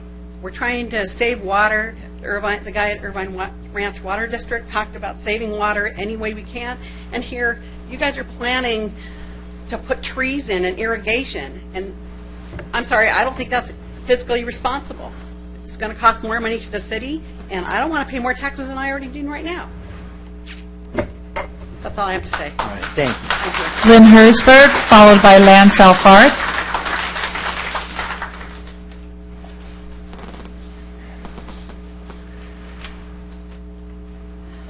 Good evening. My name is Lynn Herzberg, and I live in Portola Hills. I support the changes on Saddleback Ranch Road. They're doing exactly what they are designed to do, which is slow the flow of traffic, especially for the middle and lower sections of our community. I live in the middle of the hill. I access Saddleback Ranch at the intersection directly above the elementary school. Since the changes, I enter Saddleback Ranch with a degree of safety and ease that I never had before. Never. With projects such as this one, there are always trade-offs and compromises that the community has to make. I want to share a statement prepared by Barbara Taylor, who has asked me that I read it on her behalf this evening. Quote, I just want to say that I support the changes to Saddleback Ranch Road. I attended most of the public meetings several years ago, along with hundreds of other people. I live off Malabar, and people have definitely slowed down with the construction and new medians. Trying to make the left turn from Malabar onto Saddleback is much better now. We can see the speed monitor, and people are coming down the hill slower than they did before the changes. I also have 3 grandchildren at Portola Hills Elementary, so I am in and out of there regularly. It is much, much better now and much safer than it was before. I am also a member of the HOA board for Bella Palmero and have been on the committee of Portola Hills residents that has met several times with city staff and the developer over the past few years. The changes that have happened in recent years are a good case study for how citizens can work with their local government and developers to have better projects. I know some people in Portola Hills are upset with the changes, which is surprising to me given how many people were involved. That's too bad, though I don't know what more could have been done to make this a more open and involved process than it has been. Thank you. Thank you for your input. Thank you. Lance Alfarth, followed by David Hertzberg. Good evening. I've lived up here, up in Portola Hills for 28 years. Basically what I want to say is I came down, I didn't come to the meetings, I addressed staff outside at no fewer than 7 times about various issues in the community due to traffic. You've gone too far. As this gentleman said, Mr. Dinnick, they have the same safety concerns today being voiced as in 2012. I imagine that's what you're making reference to, the frequency of complaints. You've attempted to resolve an issue, but you haven't. You may have somewhat fixed the issue for some, but you've created a totally different issue. The swale used for the drainage on the curbside is now a part of the road. So when you drive it, your car does that. The width of the roads, you've heard discussion, mirrors are actually into it. Why are the center medians as wide as they are? Why couldn't they have been narrowed? Why does one have to feel like he's in a pinball machine as he traverses? And it doesn't make any difference whether you're ingress, egress, it's the same thing. We have, like, I don't know, 1,200 homes up there. People move. How do you get a 52-foot long trailer down that when you literally have to go around these bulb outs? And if you look at the angle, and I just sit there and I drive, and I should say I used to do a little bit of, I was involved with racing, and entering, exiting, apexes of curves and that. I don't know who designed it, but they didn't take big vehicles into consideration.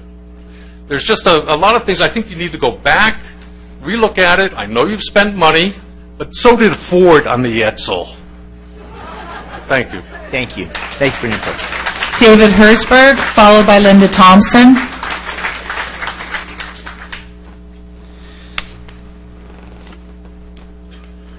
Good evening. Hi, I'm David Hertzberg. Good evening. I live off of Saddleback at Pendleton.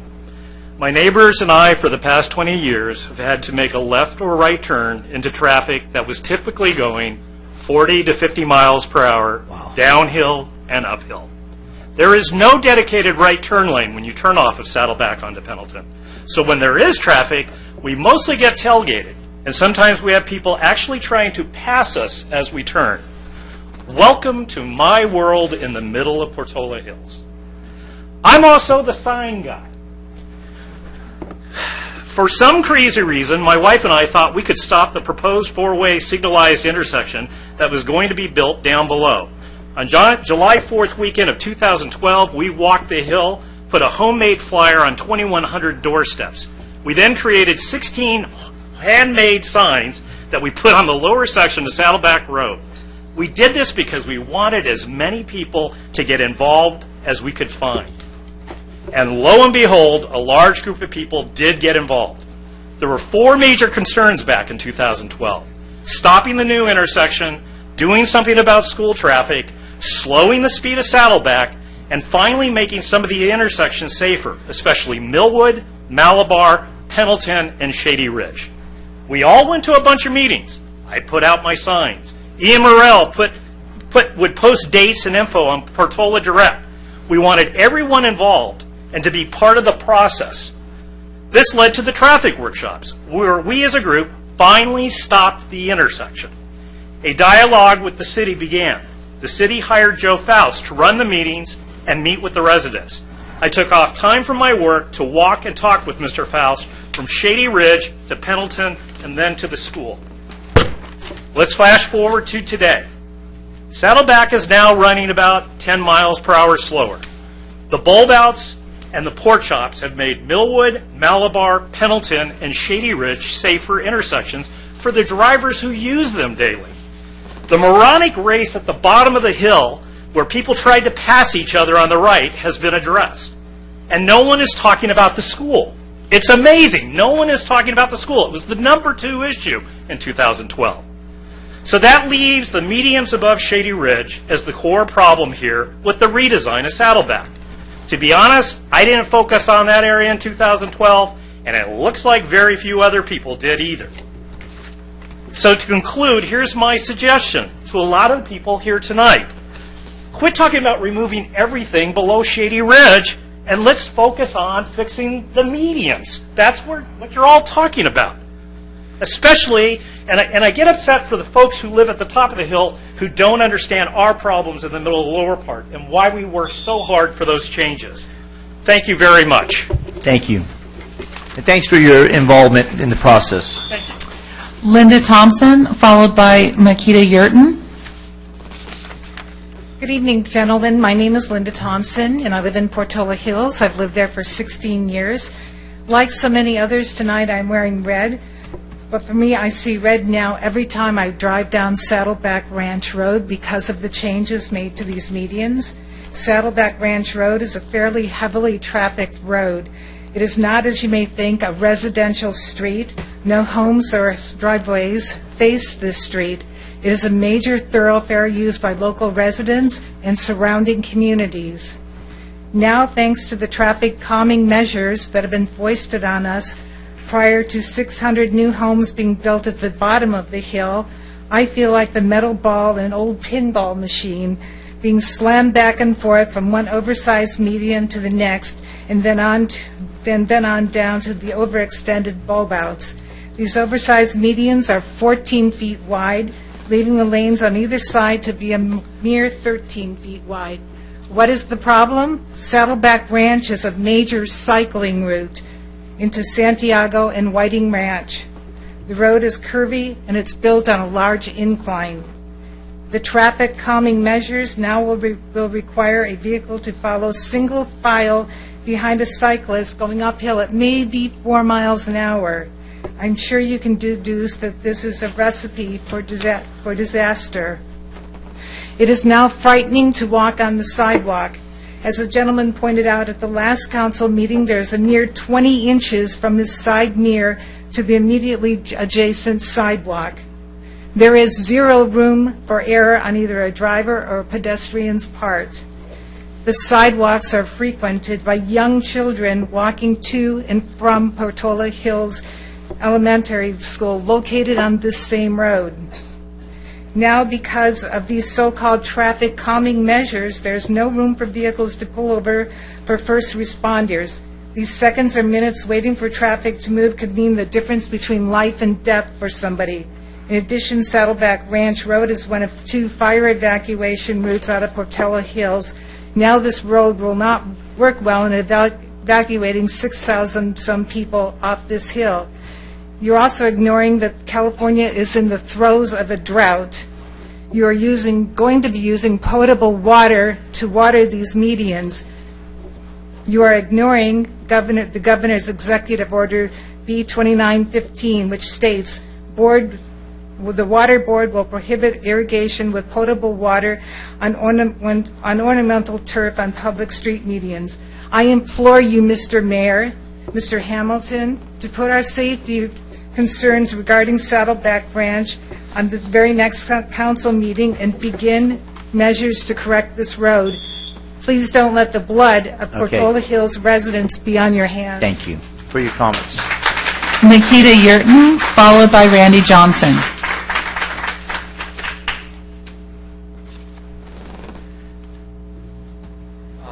Hello, my name is Nikita Yurton, and Mikita. Okay. And I'm a resident of Portola Hills for the last 8 years. Like many here, I'm an avid cyclist, and I actually caught the bug after moving to Portola Hills, and I often commute to work. Saddleback Ranch Road is my route home on the bike, and oftentimes I get home and I feel a certain achievement. I look back and say, wow, I did that. I made it. Now I come home, I look back and I say, wow, I made it. Live. I'm looking at the information sheet that was handed out to all of us and some of the calculations, some of the notes about the cycling lane here, and I quote a couple sentences from here. Says travel lanes are about 13 feet wide, and then it says a slow-moving vehicle can legally and safely pass a bicycle in this space under the right conditions. And then there is certain calculations given about how can it happen. It says here that if a bike is within 3 feet of a curb, this would leave about 10 feet for the car to pass. Now, cyclists occupy space. We're not thin like a sheet of paper. If we're 3 feet away from the curb, we extend about a foot, well, some less, some more, but about a foot from the center line of the bicycle, which leaves about 9 feet on the road for a car to pass with a 3 foot of a safe distance. 6 foot vehicle can probably still safely pass a bicycle if the wheels are up against the left-hand curb. We can put math one way or the other, but the reality is on a 13-foot road, there is no safe way for a bicycle and car to travel side by side, to pass each other side by side. So cyclists are forced to occupy a full lane while traveling uphill. I'm glad to hear that city and staff are looking into solving that problem. I would urge, in addition to consulting with the current contractor and a third party, to also get in contact with cycling associations. There are many that advise cities across the nation on how to safely design the road with cyclists and other users in mind. Thank you. Thank you for your input. Randy Johnson, followed by Steve Coover.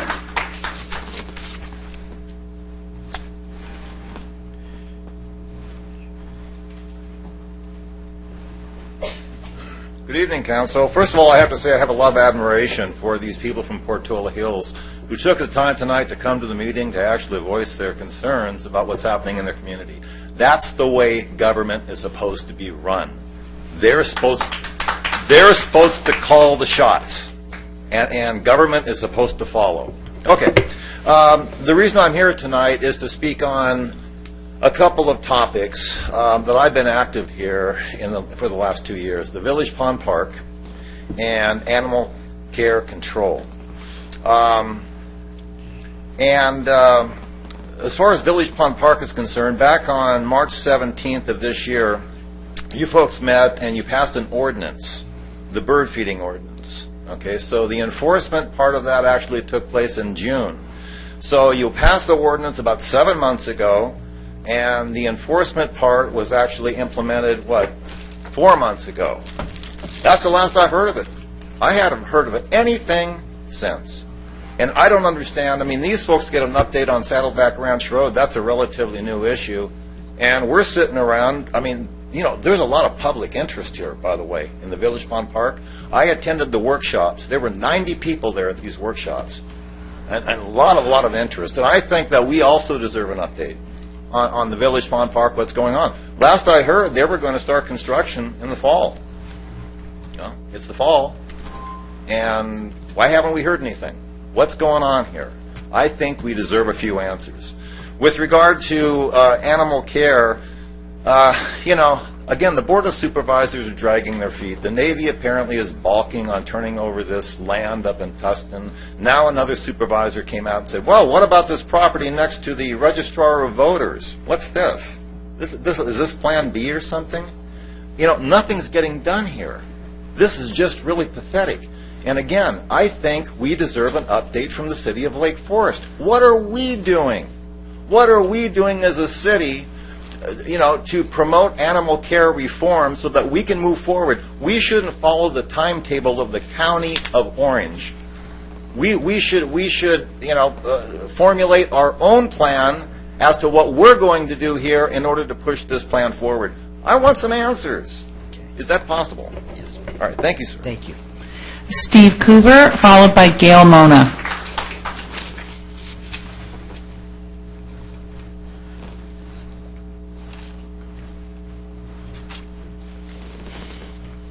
Good evening, Council, Mayor. I'm going to start my own timer tonight. Last month I ended up losing a considerable amount of time due to whatever was going on, so here we go.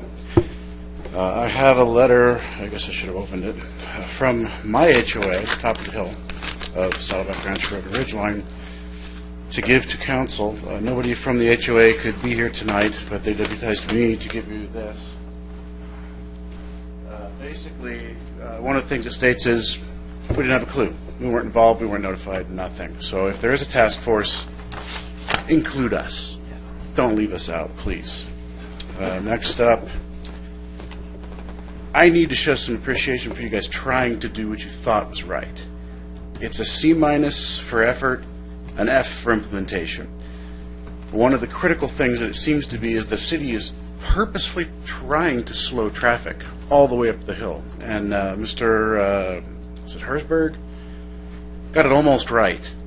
Yes, he did an awesome job with signs and flyers at the bottom of the hill, but again, nobody at the top of the hill knew what was going on. So of 6,400 residents, which is the number I keep hearing, people also say, 100 people showed up at the meeting. Well, that's not even 2%. How can you call that a well-attended workshop? So what can you do in the future, as somebody else asked?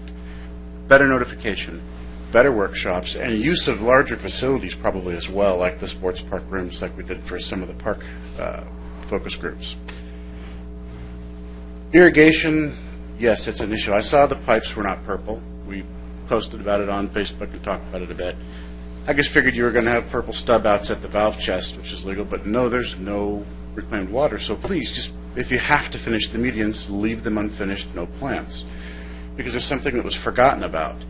Yes, a striped bike lane, as you say in this propaganda letter that you handed out tonight, would make the lanes wider, but instead of using the concrete to make medians, you could have made a concreted 3-foot wide bike lane or 4-foot wide bike lane, which would still narrow the path of traffic, and you also could have widened the sidewalks as citizens asked for at the focus groups as well.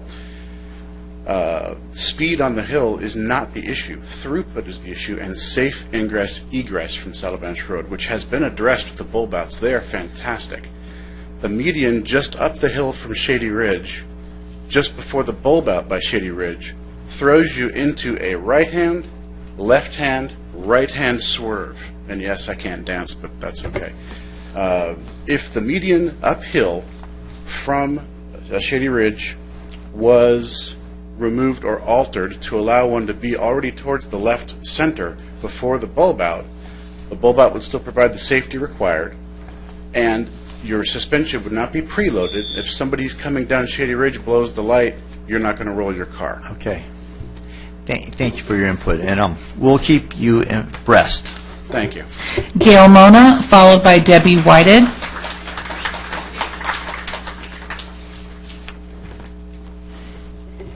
Good evening. I'm Gail Mona. I'm a resident of Portola Hills. What's not under dispute is the original design of Saddleback Ranch Road was flawed. That flaw still exists. Yeah. All that's been done now is you guys have added an obstacle course that bottlenecks traffic. I read today that the road handles 60,000 vehicles a day. I can't believe that number's correct. But if it is accurate, the redesign of Saddleback Ranch Road is completely inappropriate for that volume. With the Portola Center being developed, more traffic is going to come onto that road. There definitely is a problem with the design. I spoke with the fire captain at the Portola Hills Fire Station. He expressed to me concern that with his large fire trucks, they have to drive over the bulb outs to get to certain areas in our community. He said if there ever was a big fire, the larger fire trucks, he questioned whether or not they would even be able to have access. Even more concerning, he said, is because of the narrow roads.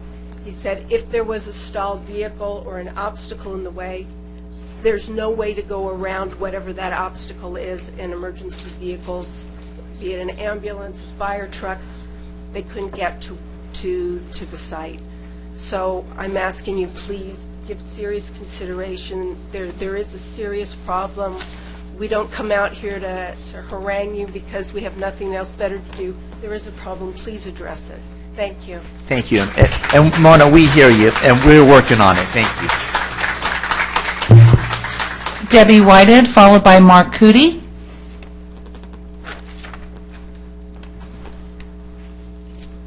Hello, folks. I, too, am from Portola Hills, been up there for 10 years, and love the community. It's a nice rural place, still left in Orange County, and it feels great, and I love coming home every day. We look to the east side, so I really like our view, then looking at the construction on the other side.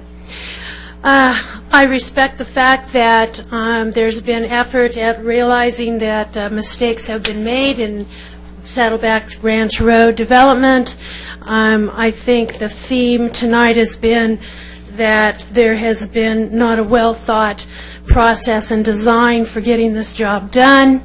All of my colleagues, sorry, I'm thinking public education where I work, so I do understand public service.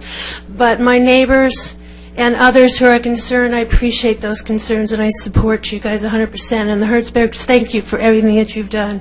I was with you with those signs and signing petitions as well. The funding, 3 years ago, 2012, I have my emails here of all the times I've already spoken about this and have gotten very polite emails back from former city planners such as Ron Santos. But one concern was about the funding, and no Melrose was to be used for the funding, and it was supposed to have been paid by the developer. Any roadway or traffic-related improvements were not supposed to be a component funded in whole by or in part by the developer or by the city. So I'm just kind of wondering, again, now we're talking about HOA paying for a drought resistant median. I don't know. There's so many contradictions over this whole thing. So I share all my concerns with my folks behind me. Mayor Voigt, we met last year. My final question to you is, I don't know why you were our principal for the day at my school in Orange at El Medina High School. You followed behind me into my office. I still don't get it, how you became principal of the day when you don't live in that resident. But I was impressed, but you are a very good and smart politician. I'll give you that. All right, Thank you. Mark Cootie, followed by Grady Glover.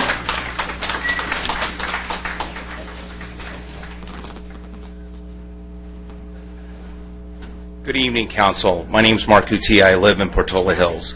I want to say something. The reason why we started this whole thing a number of years ago was about the development with the Baldwin brothers. I feel like we're being punished. You know, we spoke out against these developers coming in and putting in 900 homes. We didn't really want it. So what you guys did is you guys messed up our traffic up there, put our kids at risk, put our bicyclists at risk, and put a lot of homes at risk. if there's ever a fire like we had back in 2007, those houses on Cedar Ridge would have burned down if it's in a condition like this. So I just want to tell you guys, we're being punished. Thank you. Grady Glover, followed by Ellie Boldazar.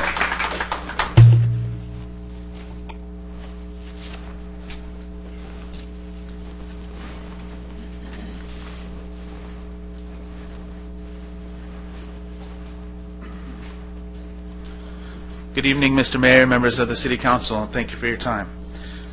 Just wanted to come out tonight again, express my support for my neighbors in Portola Hills. I think we all have a bunch of valid concerns that are being expressed here tonight. And again, I'd like to implore you to vote to put this on the next council agenda because this is a serious issue. And despite what feel like placations, I think that we all know that nothing gets done unless it's on the agenda. As for a couple of the finer points I wanted to bring up tonight. The first one was that although the frequently asked questions and the plans have been laid out in the back of the room, one of those things that I think the people at the workshops probably weren't able to appreciate, and the same way you can't appreciate it in the back of the room, is the grade or the elevation of Saddleback Ranch Road. It's flat back there on the table, but it's not flat road. And even if you've driven it a couple times or a dozen times, you certainly aren't driving it every day like most of us, and you aren't coming down with the sun at a certain angle at a certain time, or with kids going to school, and unless you really live in the community, which I do think Mr. Nick did for a while, you don't really appreciate it. And again, I think we all want this item to be on the agenda. Number two is this issue of notification and well-attended meetings. But, on this frequently asked questions list here, I noticed that there's 2 homeowners associations that aren't even on the list. Then it looks like they never met with the City Council, Canyon Rim, Canyon View. I wonder what happened to us that live at the top of the hill. I have a hard time believing the city staff when they say that we were all notified. I think at one point it was people within 1,000 feet, but of course that language has changed now. And when I got on the C-tag and they initially mailed me my welcome letter, they mailed it to 92630, and they wondered why it was returned. So they didn't realize that we're 92679 up in Portola Hills, but that's where we are. Last, I saw an ambulance coming up the hill the other day, lights and sirens on, going to a medical emergency. Had to pass a bicyclist right where the road was super narrow, and sure enough, he had to basically get off his bike and jump onto the sidewalk to get out of the way of the ambulance. A couple of 18-year-old EMTs flying up the hill. I understand that adrenaline. I've done it myself, but at the same time, we've created a hazardous condition, and I think it's very irresponsible of the city not to address that in a way that's meaningful and actually could possibly affect change, as opposed to continued workshops and other things that just aren't the City Council agenda. And that's what I'd ask you to do tonight. Thank you. Ellie Boldazar, followed by Heiko Peschel. I have a question, Mr. Mayor, for Grady. Grady, if you could come back for a second. Is your group, the Traffic Advisory Group, going to be taking this up at your next meeting? Yes, Mr. Gardner, or Dr. Gardner, I do believe that we voted to agendize the issue. My understanding is that as the CTAG, all we're empowered to do is make recommendations to the City Council. I think when I talked to city staff earlier in the week, I asked them to bring us some draft recommendations or what that might look like. I haven't spoken to them since then. I'm hopeful that we'll be able to come out of that meeting a week from tonight with some serious recommendations for the City Council. But again, we're only empowered to make recommendations, and that's our limit. So, But at least it's on your agenda. Yes, thank you. Thank you.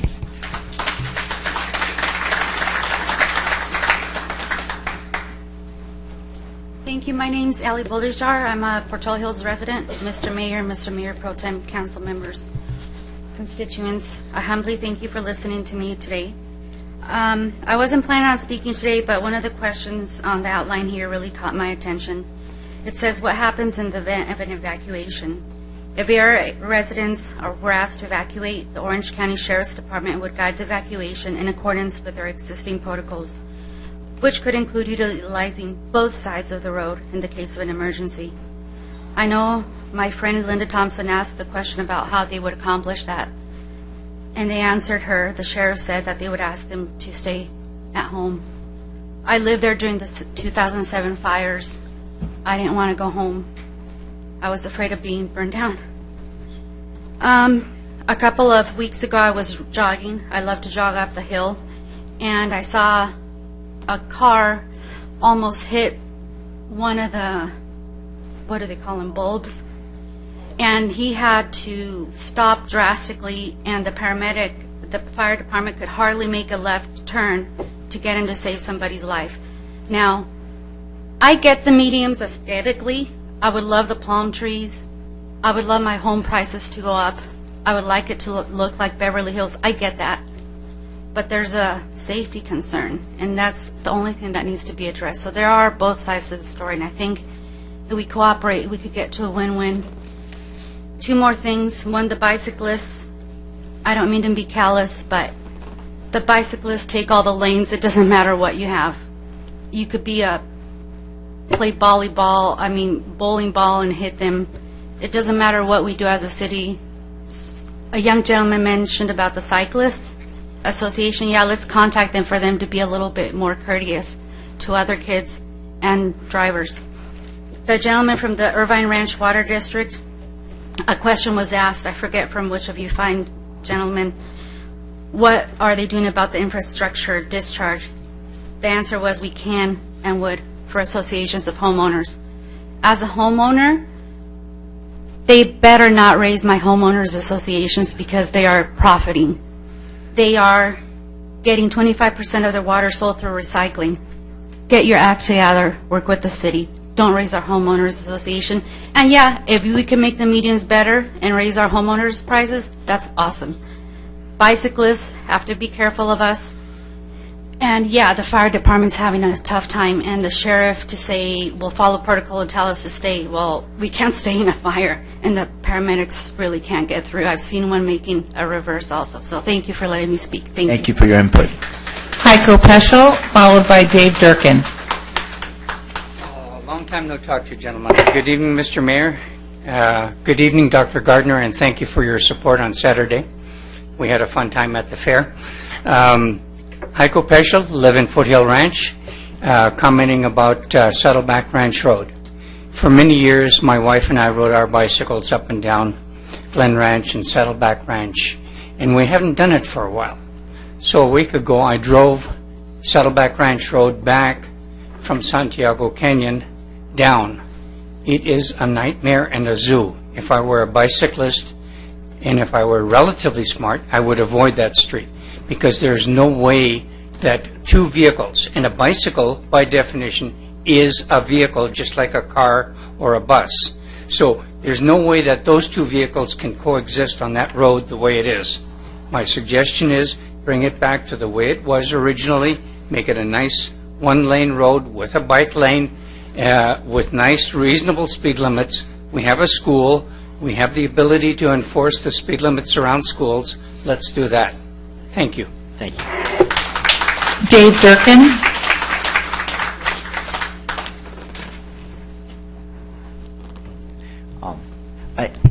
Dave, if you would, okay, go ahead. And we're going to take a 5-minute recess after you speak. And so we have a necessity call. Understand emergencies are important. You know, I mean, how to respond. And I'm kind of here for a similar situation. I see a hazard, and I mentioned last time when I was here 2 weeks ago that you, Mayor, and council members have an authority and a responsibility to stop any unsafe work. And I appreciate that there's been some attention given to this since the last meeting that we had, but we actually have to stop the work, and it calls me back to the reason why. Why was the work started in the first place? The work was started because of an apparent speed issue. I've lived up in Portola Hills for 15 years. I have never seen, I'm not aware of a speed issue. I haven't seen injuries. I haven't seen fatal traffic accidents, anything of that nature. Now, I know there's some issues down south of Portola Hills Elementary. That's where the grade is increased. That's where the roadway width is 110 feet, and you have a 15-foot wide median. That seems appropriate. But to the north of Portola Hills Elementary, you have a 40-foot wide road, and a 15-foot or 14-foot wide median, not leaving enough room for pedestrians or cyclists on the road. It's just the proportion is way off. And so I don't agree with the trade-off. I don't agree with the trade-off of calming speed and jeopardizing cyclists, pedestrians on the sidewalk. It's just doesn't make sense. So I'm here to just reinforce everyone that was here tonight already spoke about the details. Let's stop this. Let's come back, and I would say get rid of all the medians north of Portola Hills Elementary. Just get rid of them and just scratch it. Maybe put speed bumps in, but there's stop signs. There's other ways we can do this safely. Thank you very much. Thank you for your input. We've had no further requests. And then at that, we'll take a 5-minute intermission.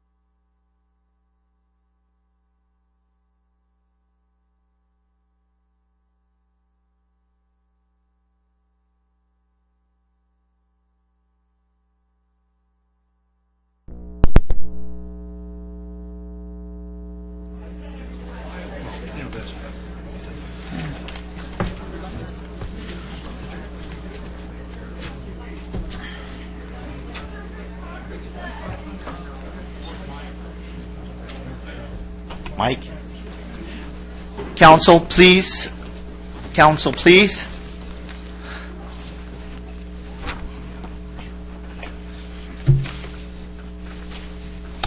We're missing Councilman Gardner. So thank you for indulging me. They're encouraging people to drink water at work. And so as a result, you need more breaks. So thank you. Okay, after that long public comment portion of the agenda, I want to thank everybody for coming, because we do hear you and we will address you and we will get Tribuco Canyon on the radar screen. So thank you. And so with that brings me to item number 3, Warrant Registry. All matters listed under the Warrant Registry are considered routine and will be enacted by one vote. There will be no separate discussion on these items unless members of the City Council, the public, or staff request specific items to be removed from the Warrant Registry for separate action. Have there been any requests to pull any item from the Warrant Registry? We've had no requests. Colleagues, I'll entertain motions. Motion to approve the I'll move it. registry. Second. Okay. Cast your votes, please. That motion carried unanimously. Okay, this brings us to consent calendar. Items number 4 through 10. All matters listed on the consent calendar are considered routine and will be acted by one vote. There will be no separate discussion of these items unless members of the City Council, the staff, or the public request specific items to be removed from the consent calendar for separate action. Have there been any requests to remove any items from the consent calendar? We've had no requests. Colleagues, I'll entertain motions. I'll move it. I'll second. And cast your votes, please. That item carries unanimously.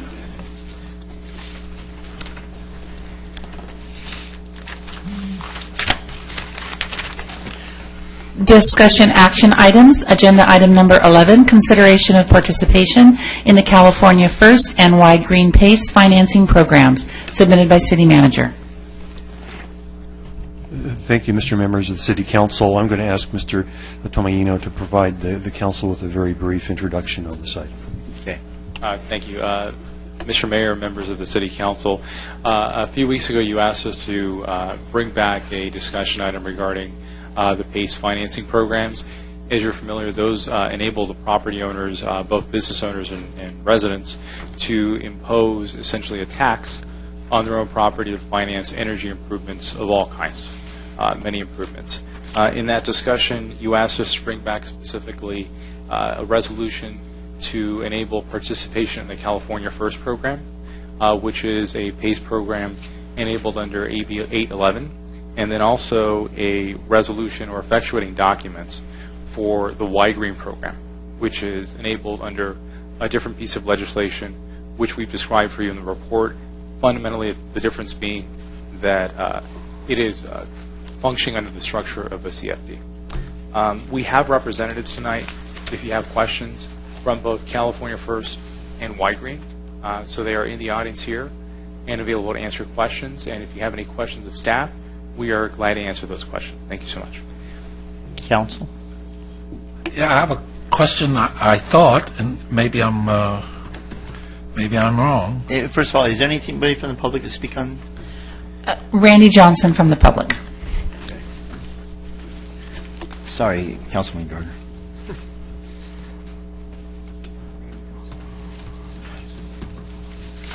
Hello again, Council. Randy Johnson. This is my main event tonight, okay? I've spoken to you twice about it. I said to myself, why should I even bother going up there tonight? They've already got their minds made up, okay? But I'm here anyway, and I sent you a correspondence, or should Stephanie Smith send it on to you. And it's a handout to you from the Federal Housing Finance Agency. It quotes them saying that the existence of these super priority liens increases the risk of losses to taxpayers. Okay. It also says on here, first, a homeowner with the first lien PACE loan cannot refinance their existing mortgage with a Fannie Mae or Freddie Mac mortgage. Second, anyone wanting to buy a home that already has a first lien PACE loan cannot use Fannie Mae or Freddie Mac for the purchase. These restrictions may reduce the marketability of the house or require the homeowner to pay off the PACE loan before selling the house. That comes from the FHFA, okay? And they're the ones that regulate Fannie Mae and Freddie Mac. And this is really disgusting to me, because you know who's making the money off this? Sacramento, the County of Orange, the people who are managing the bond funds that are issued to finance these things, and the City of Lake Forest with these permit fees that they're collecting. Who's placed at huge risk? It's the homeowners.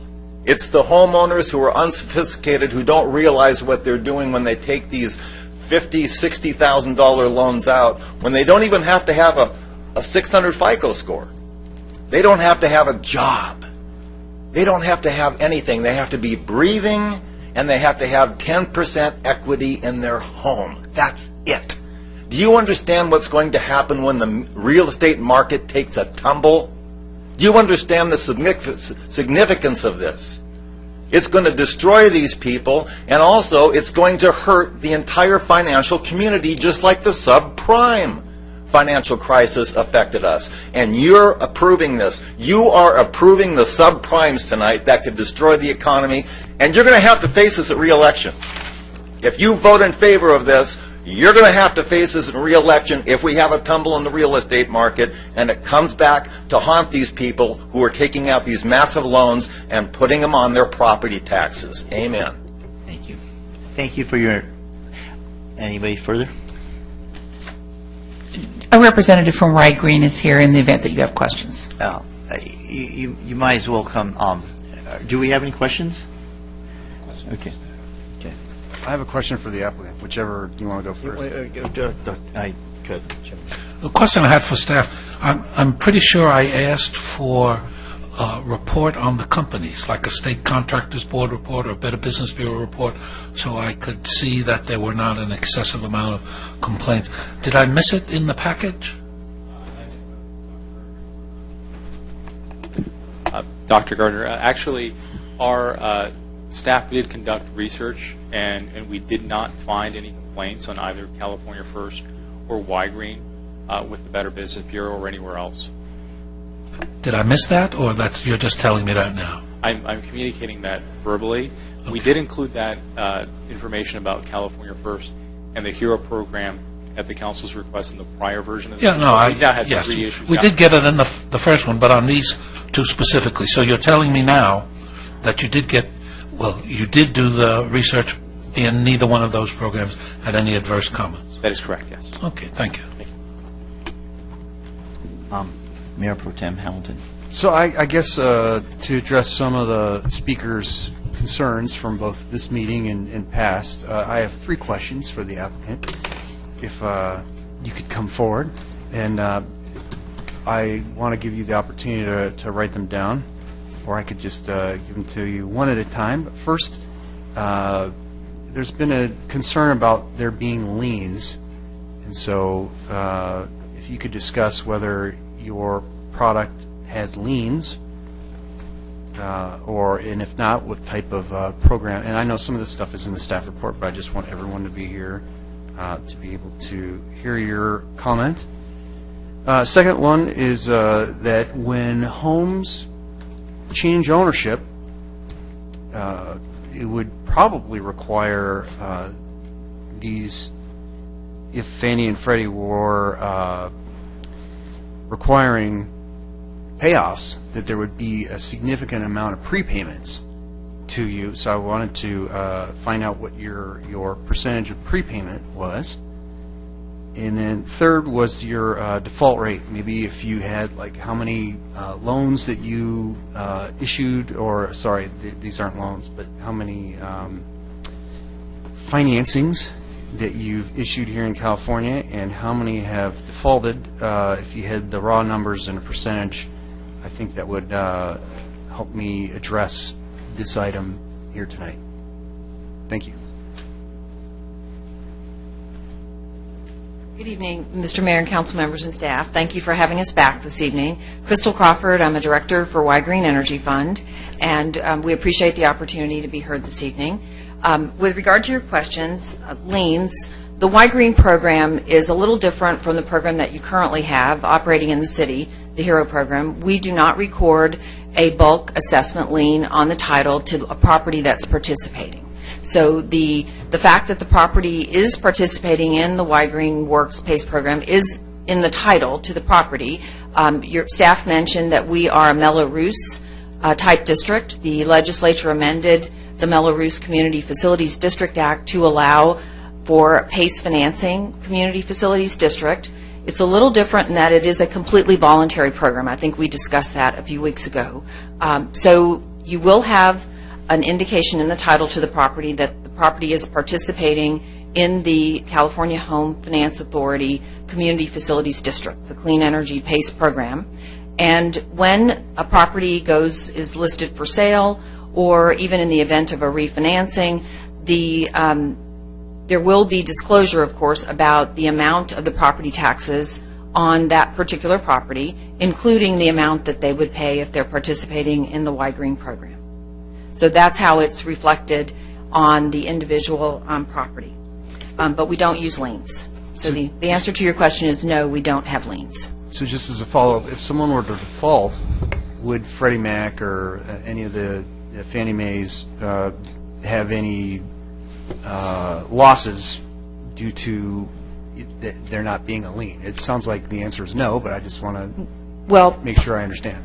Good question. Property taxes, as most folks are aware, if you own your home or a business, property taxes always have priority by state law.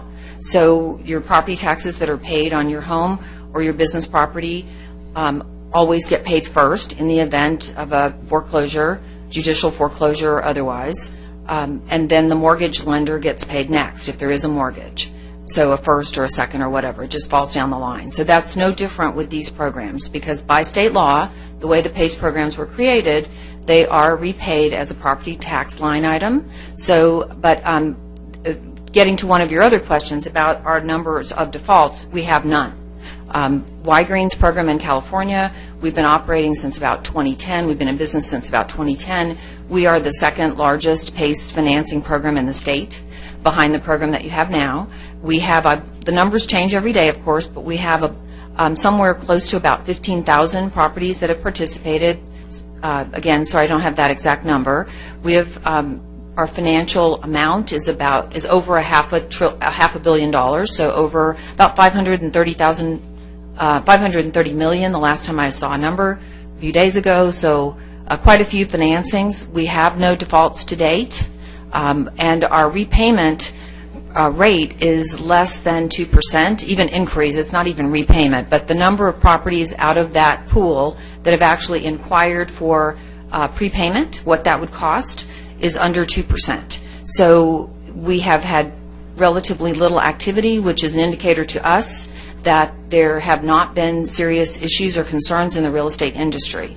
I will tell you that, of course, PACE financing, as you are well aware, is a new financing tool to incentivize property owners to reduce their energy and their water use. It is part of the state's initiatives to under AB 32 to reduce greenhouse gas emissions. So it is a new type of financing option for property owners. So there has been quite a bit of effort by all of the PACE administrators, our company as well as CalFirst, the HERO Renovate America company, to reach out to realtors, to title companies, to lenders, to all of the folks involved in the real estate industry to educate them about how PACE works, what the advantages are, and how it affects title. It is a very serious transaction, of course, so we do include multiple disclosures. To the speaker's comment about the concern about property owners understanding what type of transaction it is, we do have multiple disclosures as well as protections in place, and I'll ask the clerk to pass around a handout for you that just summarizes those protections, because obviously we don't want folks to enter into a transaction that they don't understand. But so far, our program's going quite well. We are in collaborative relationships with the Realtors Associations, both statewide and the regional associations, including OCAR here in Orange County. We're in discussions with the Orange County Realtors Association to educate folks about the program and its benefits. A couple of points, if I may respond to the prior speaker. I certainly understand the concerns about how PACE financing relates to the real estate issues that we saw in 2008 through 2010, and a lot of folks were negatively impacted by that. This is not a subprime type of financing. There are very strict underwriting requirements to ensure that the property owners who wish to participate are on solid financial footing. There are very strict limits on how much they can borrow, not only under just the PACE financing, our underwriting guidelines, but also just frankly state law limits the amount of that can be on a property tax bill for any given property. So there are protections in place to avoid over leveraging, if you will, on the property tax side of things. Your own city has limitations as to the amount of Mello-Roos taxes that could be imposed on property. So all of those kinds of protections are designed to avoid the kinds of impacts to property owners.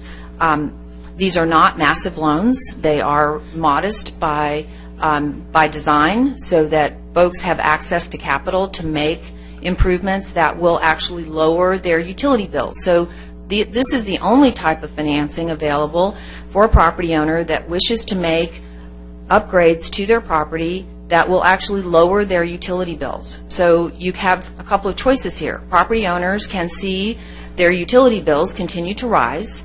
You all are in the Edison territory, is that correct? Edison. So then you know that your utility bills are not going down. They're only going up by a fairly noticeable amount. I live in SDG&E territory. We see our utility rates rising noticeably. If you're a commercial property owner, then you have even more noticeable increases. You've got demand charges, you've got time of use constraints, so you're seeing a steady increase in your utility bills. You also heard a report tonight about the importance of water conservation. I'm happy to tell you that there are a number of improvements that can be funded by PACE financing, certainly by the Y-Green program, that will continue to assist the city in reducing your water use. If you had property owners that wish to connect to Purple pipes, commercial properties are eligible to do that, use non-potable water. The Y-Green financing program can fund those hookups. So that's something that would be available to your commercial property owners if you were to add our program to your PACE financing options in your city. So additionally, we talked last time about the availability of this financing for funding the removal of lawns and landscaping and putting in artificial turf, using low-flow irrigation. So there are a number of water conservation measures that can be financed with through these programs. So this, as I say, is unique in that it's a tool created by the legislature to create incentives and to allow people to moderate and reduce their utility bills and then use that savings to pay back the financing in a way that improves the property value, is not a personal loan, so it is true, it does not, it's not related to your credit score, and it doesn't require out-of-pocket cost, but it allows you to capture those savings on your utilities and use it to pay back the financing. So the idea here is to make improvements that then repay the financing by reduced cost to the property owner. So very unique program, something new, something that does take a little bit of time to understand how it works. I appreciate the speaker's questions, legitimate questions, but there are answers.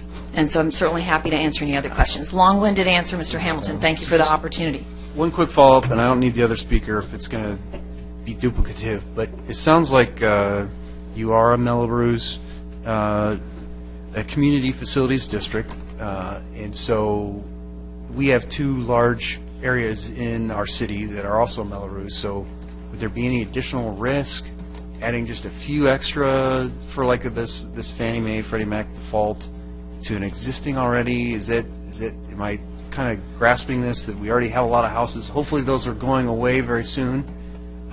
Those, I think, expire in 2019. But up until at least that time, they're going to be treated the same exact way. Well, there's a little bit of a difference in that Mello-Roos of the type that you're describing are a property. Someone buys a property in that Mello-Roos district, they don't have an option. They have to pay.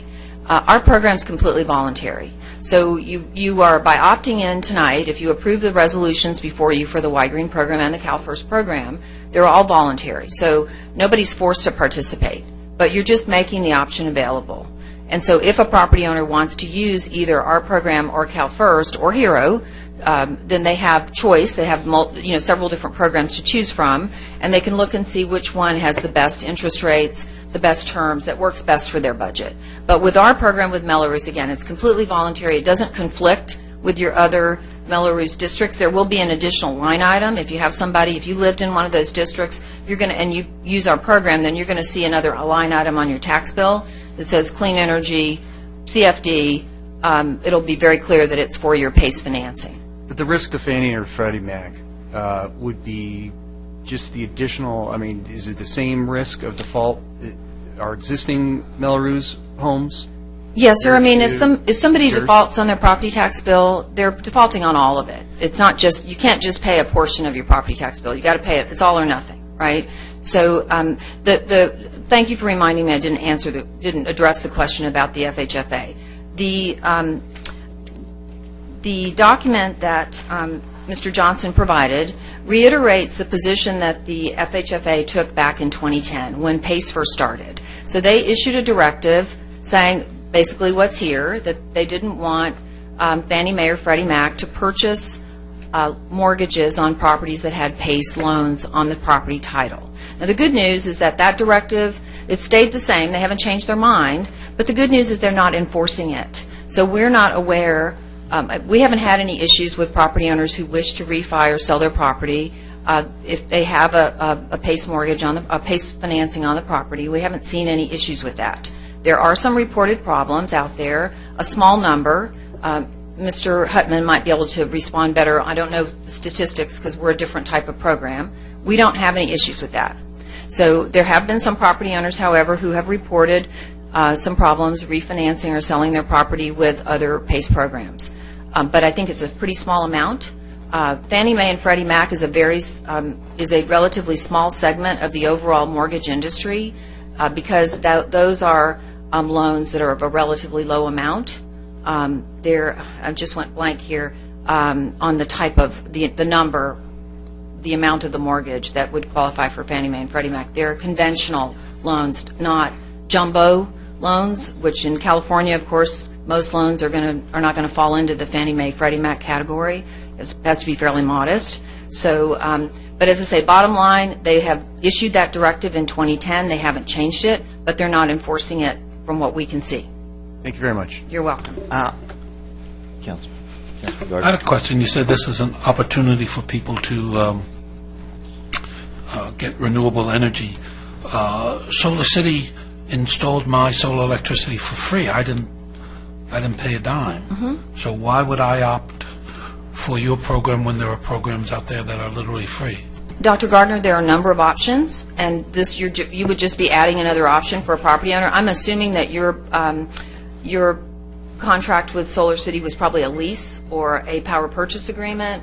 You probably didn't buy the system. I don't know. No, they just gave it to me for free, put it up on my roof, and said thank you very much. Right, and so I'm saving money, and it didn't cost me a dime. That's right, but I'm assuming I would need to know if you own the system or not to really. No, I don't own the system. Correct. So if you move or sell your property, then that system goes. It has to be removed. No, that system stays with the house. The person that buys your house, however, has to qualify for for Solar City. They have to meet their qualifications in order to assume. And I'm not an expert on this. I could call up my colleague Brent Nebben in the back if we need him. But there are lots of different ways that solar companies install systems. And certainly ownership is one option, which is what the PACE financing provides, an ownership opportunity. There are leases, there are power purchase agreements, and they have a whole bunch of different variables there that I'm not expert enough to answer. Again, I do have someone here who's one of our field team who can answer that question more specifically. But you're absolutely correct. Again, there are different ways to install solar, and there are different ways that you can make upgrades. You can use your own money. You can use a HELOC. You can borrow money from your credit union or your bank. But this is just another option that is allowing people to make their own choices about how they'd like to finance those improvements. The main idea here, though, is we want to create incentives for people to reduce their energy use and their water use. And this is another way to do that.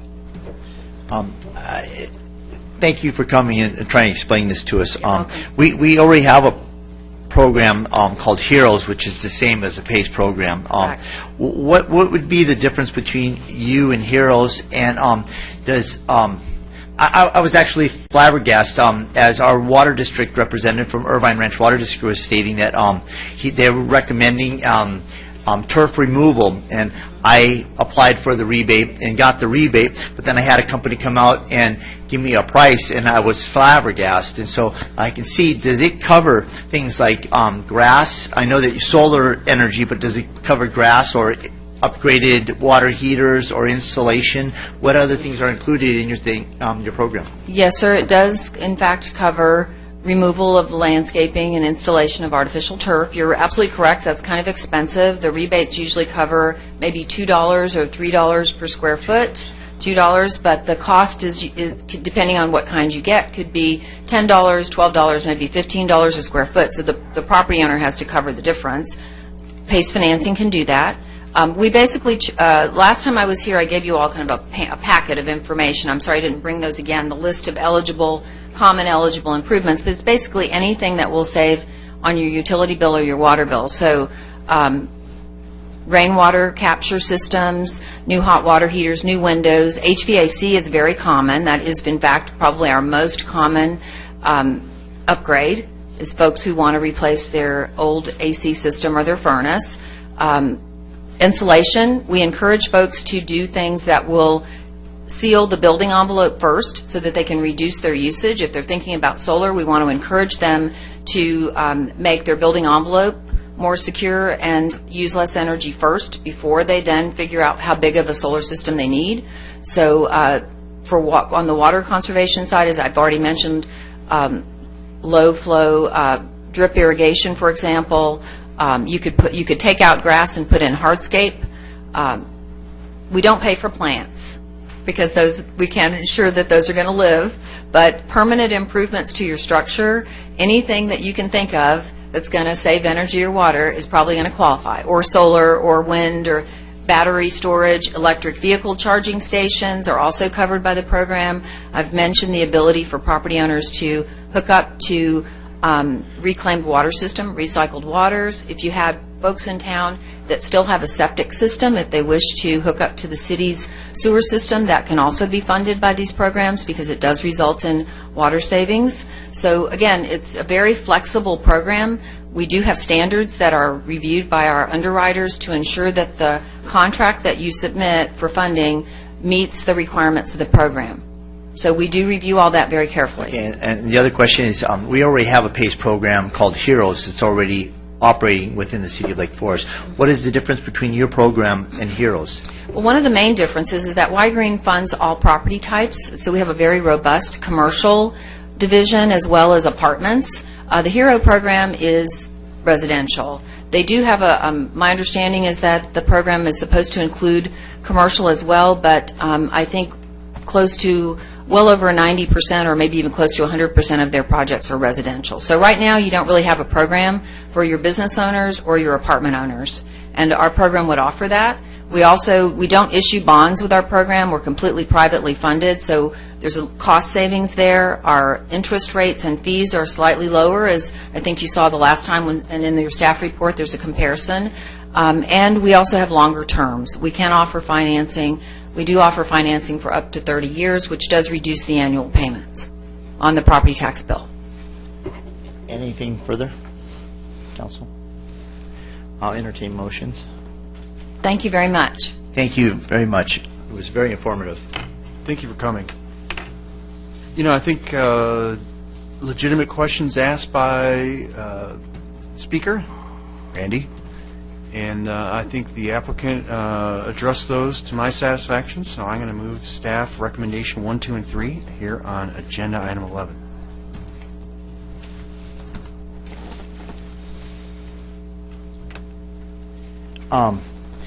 since we already have a HEROES program in Lake Forest, I'm against monopolies, and so the fact is that I think that we're all moving towards energy saving, and as they're encouraging us to do that, and the rising cost of energy within our communities is prevalent, and it is going up. So I think that I will second that on the fact that we already have a PACE program in Lake Forest. And it's just a further discussion, I guess, after the motion and second. This is not something that I would probably do myself. I would probably go with a second, a HELOC, but I think it's just one of those additional options that people can have, and if people want it, I think I think it could be an option for some people to use. So okay. I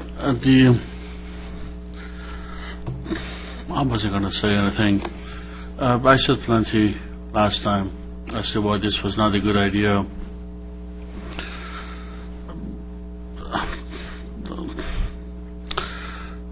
Government has a duty to protect its citizens from predatory practices. This is as such. It's as simple as that. With all due respect to the three of you, fine people who sit the first row, my loyalty does not lie with you. With laws, this is incredible. The fact, madam, that you say that you acknowledge the restriction and you say, yes, but they're not enforcing it, insults me. They're not enforcing it, but that does not mean tomorrow morning they cannot start enforcing it. That worries me. I regret that my colleagues, yet again, do not share the same concern as I do. I find myself yet on the losing end of this vote. Tomorrow will be another day. Thank you. With that, I'll call the vote. Just to add,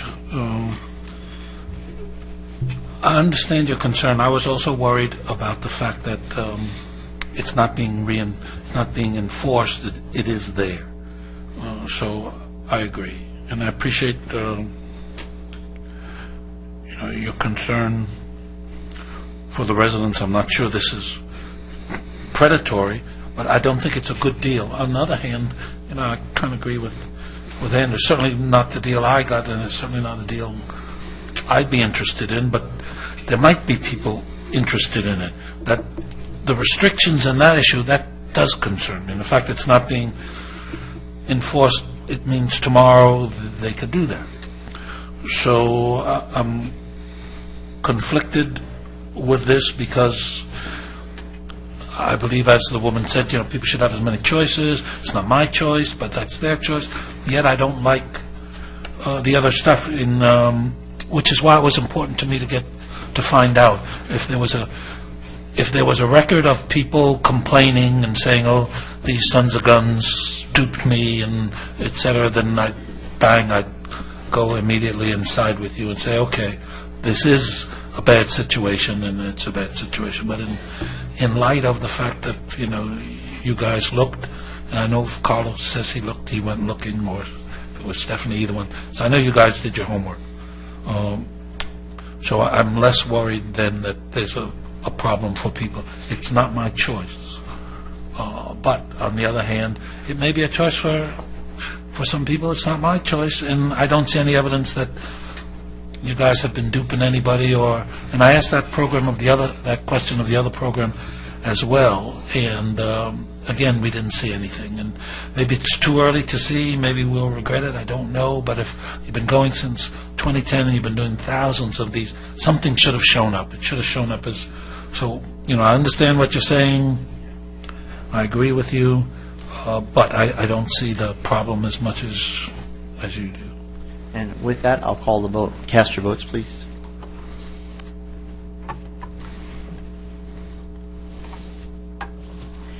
And that motion carried 3-1.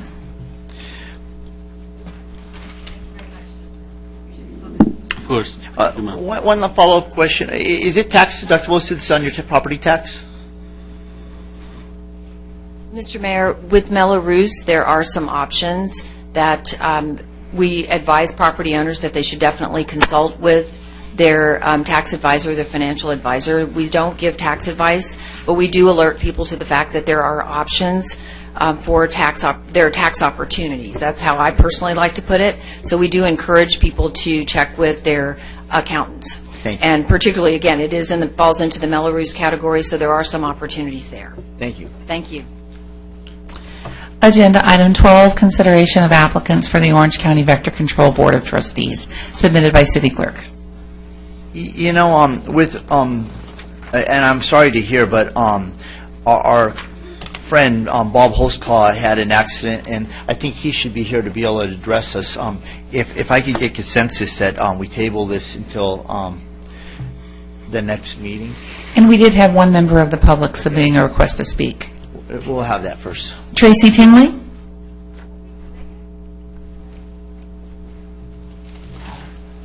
You get to go first. Well, I made a motion that since Bob's not here able to speak for himself, I think he should be allowed to that, and he fell and broke his elbow.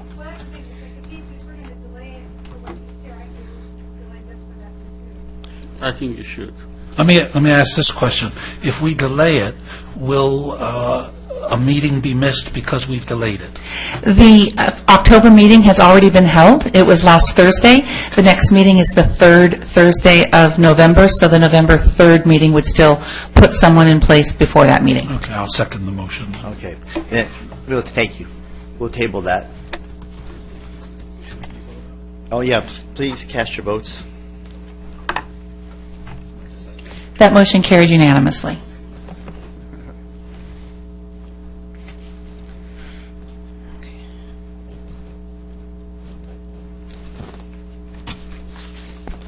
Agenda item 13, proposed payment to the California Public Employees Retirement System for the city's unfunded actuarial accrued liability, submitted by Deputy City Manager, Director of Finance. Mr. Members of the council, I'd like to have Mr. Neves provide the council with a brief introduction to this item.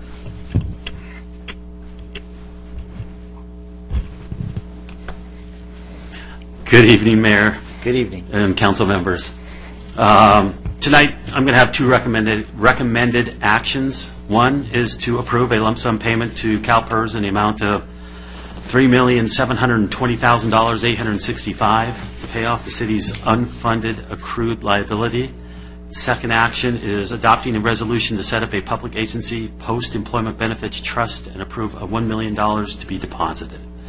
And I'll give you a little background. In 2012, the Government Accounting Standards Board, GASB, issued statement number 68, Accounting and Reporting for Pensions. Rule 68 requires that local governments recognize a net pension liability on its balance sheet beginning in the fiscal statements for year ended June 30th, 2015. Those are the financial statements we are now preparing and will have for you by the end of December. Previously, net pension liabilities were not presented on the balance sheet, but were discussed separately in a footnote in the financial statements. So in the past, we did not have to put it in a liability column on the balance sheet. It was just in the footnotes in the financial statement. And if you read through the financial statements in the footnotes, you would read what the liability was.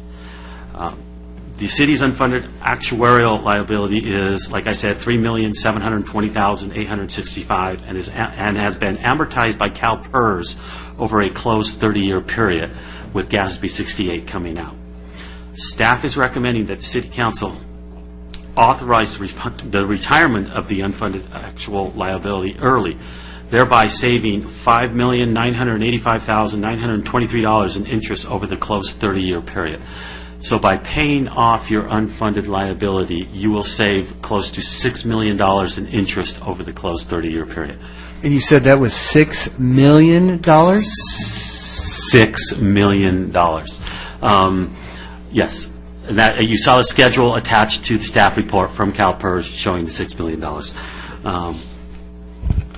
Paying the lump sum payment would allow the city's pension plan to be actuarially fully funded. So just remember that. The second recommendation that staff is asking is staff is also recommending depositing $1 million into a PARS trust that would be used for future changes in actuarial assumptions by CalPERS board, or could pay annual premiums as deemed necessary or by staff. The payment to CalPERS and PARS Trust would be funded by the accumulation of one-time revenues that we've received from developers over the last few years. So this is just fund balance in the general fund that's been accumulated. It's one-time revenue that has come in, so we're actually using one-time revenue to pay off a one-time liability.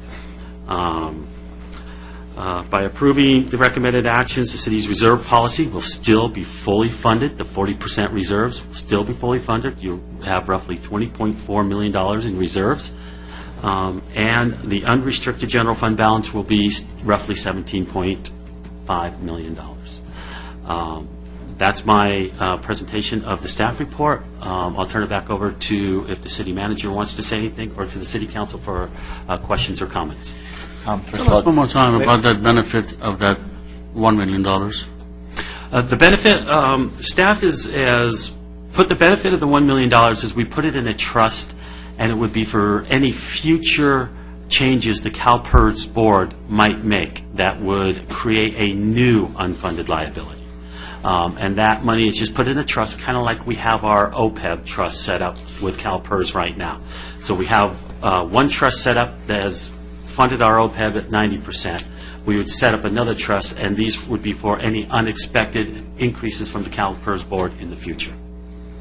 All right. So it's just in case discount rate changes. And yeah, if CalPERS went from 7.5 to 7.25, if CalPERS, the mortality rate, they reduce that even more. Those type of things would create another unfunded liability, and they would take that unfunded liability and put it in a closed 30-year mortgage, just like they did this right, one. but what's the benefit of, I'm trying to ascertain the benefit of them having this versus us having it, and just dealing with it if and when it comes. By setting up a trust, setting up these irrevocable trusts, it can only be used, it's like setting it aside in a policy. It can only be used for pension benefits. We cannot take it back out. We could pay our I realize regular it's irrevocable. I mean, I know that, just that, I mean... Can I try to answer? Well, the question is not upon you, but sure. You also have the ability to invest the funds in higher interest rates. Our current investment policy is limited to 5-year maturity and in only fixed income items. The current investment that CalPERS has of ours has REITs, has equities, has all sorts of things, and those are the same type of item that we can do with the PARS, the $1 million PARS trust, because it really is a long-term. We're matching a long-term liability with right, a but long-term investment. when you say you can invest, I don't think we can. Do we still have control over that? Yes. By putting it in a trust, you are putting your money in a trust that's being invested in the Highmark Capital Management Fund. For whose direction? Do we still have control over it? For our direction. And there's levels in that fund that you can tell the trust. I'm the director of finance is the administrator of that trust. Now there's levels you can invest in, anywhere from fixed assets all the way into you can put money in equities. Right now, our OPEB trust, we try to match it up to what our current investment policy is. So we try to not go outside of that. So we're in the moderately conservative on that trust. Okay, good. So we have control over it. That's great. Yes, we do. Now, this is irrevocable.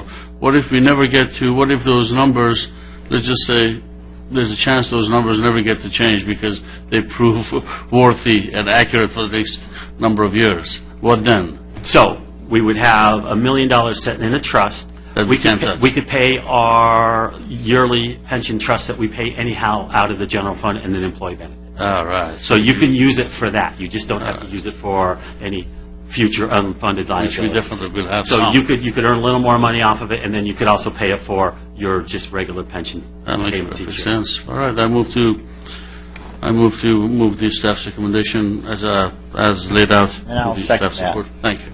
And I just have a little extra comment for the motion. Paying off Lake Forest's unfunded pension liability really is a monumental achievement. that we have before us tonight. But I feel like I'd really be remiss if we didn't tell folks, and I'm glad some of you stayed, because this is a really exciting item tonight, that this wouldn't have been we wouldn't have been able to achieve this if previous councils hadn't had the financial responsibility to be in the position we're in today. And that includes prior staff, it includes current staff, and it includes some of our current council. So this really is a unique situation to have both our other post-employment benefit liabilities and our pension liabilities paid off. In fact, I would guess we're probably in select company, maybe one of maybe 10 cities in California that are in this situation. So we might be the only city in Orange County that has this. So I fully support it, and just one more comment I had to make was that if we were to put that, one more thing, Adam, that I wanted to address from your concern, if we were to put that $1 million into the CalPERS and include that payment and make the 3-point whatever it was payment 4-point whatever, that we would never be able to use for like ongoing. If we came into an overfunded status, we would not be able to use that money to pay like the current premium as a payroll basis, whereas having this PARS trust will allow us to do that. And so my only thing would be just one more item is that I'm a little concerned about being in an overfunded status. I'm going to support staff's recommendation, but if we limit future overfundings, because again, there is a potential that if market rates the CalPERS and PARS achieve, if those exceed the liability growth, i.e. the actuarial present value, we could potentially have some of that money stranded. So, but I think you're right that the actuarial present value and the discount rate is going to discount rate will probably decrease and the actuarial present value will increase. So I'm okay this time, but that's just my concern in potential future items. I'm sure you share that same thing. So I share that same concern. I just want to quickly echo what Andrew said. This is great. We are going to be 100% done. No unfunded hidden liability. CalPERS itself is only 77% funded. So this is great news. This is good news. So with that, I'll call the vote, please.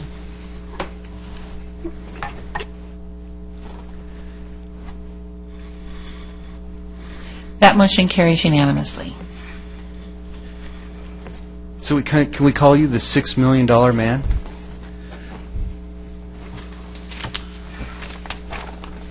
Agenda item 14, request for appointments, League of California Cities, Association of California Cities, Orange County, and/or the Orange County City Selection Committee, submitted by City Clerk.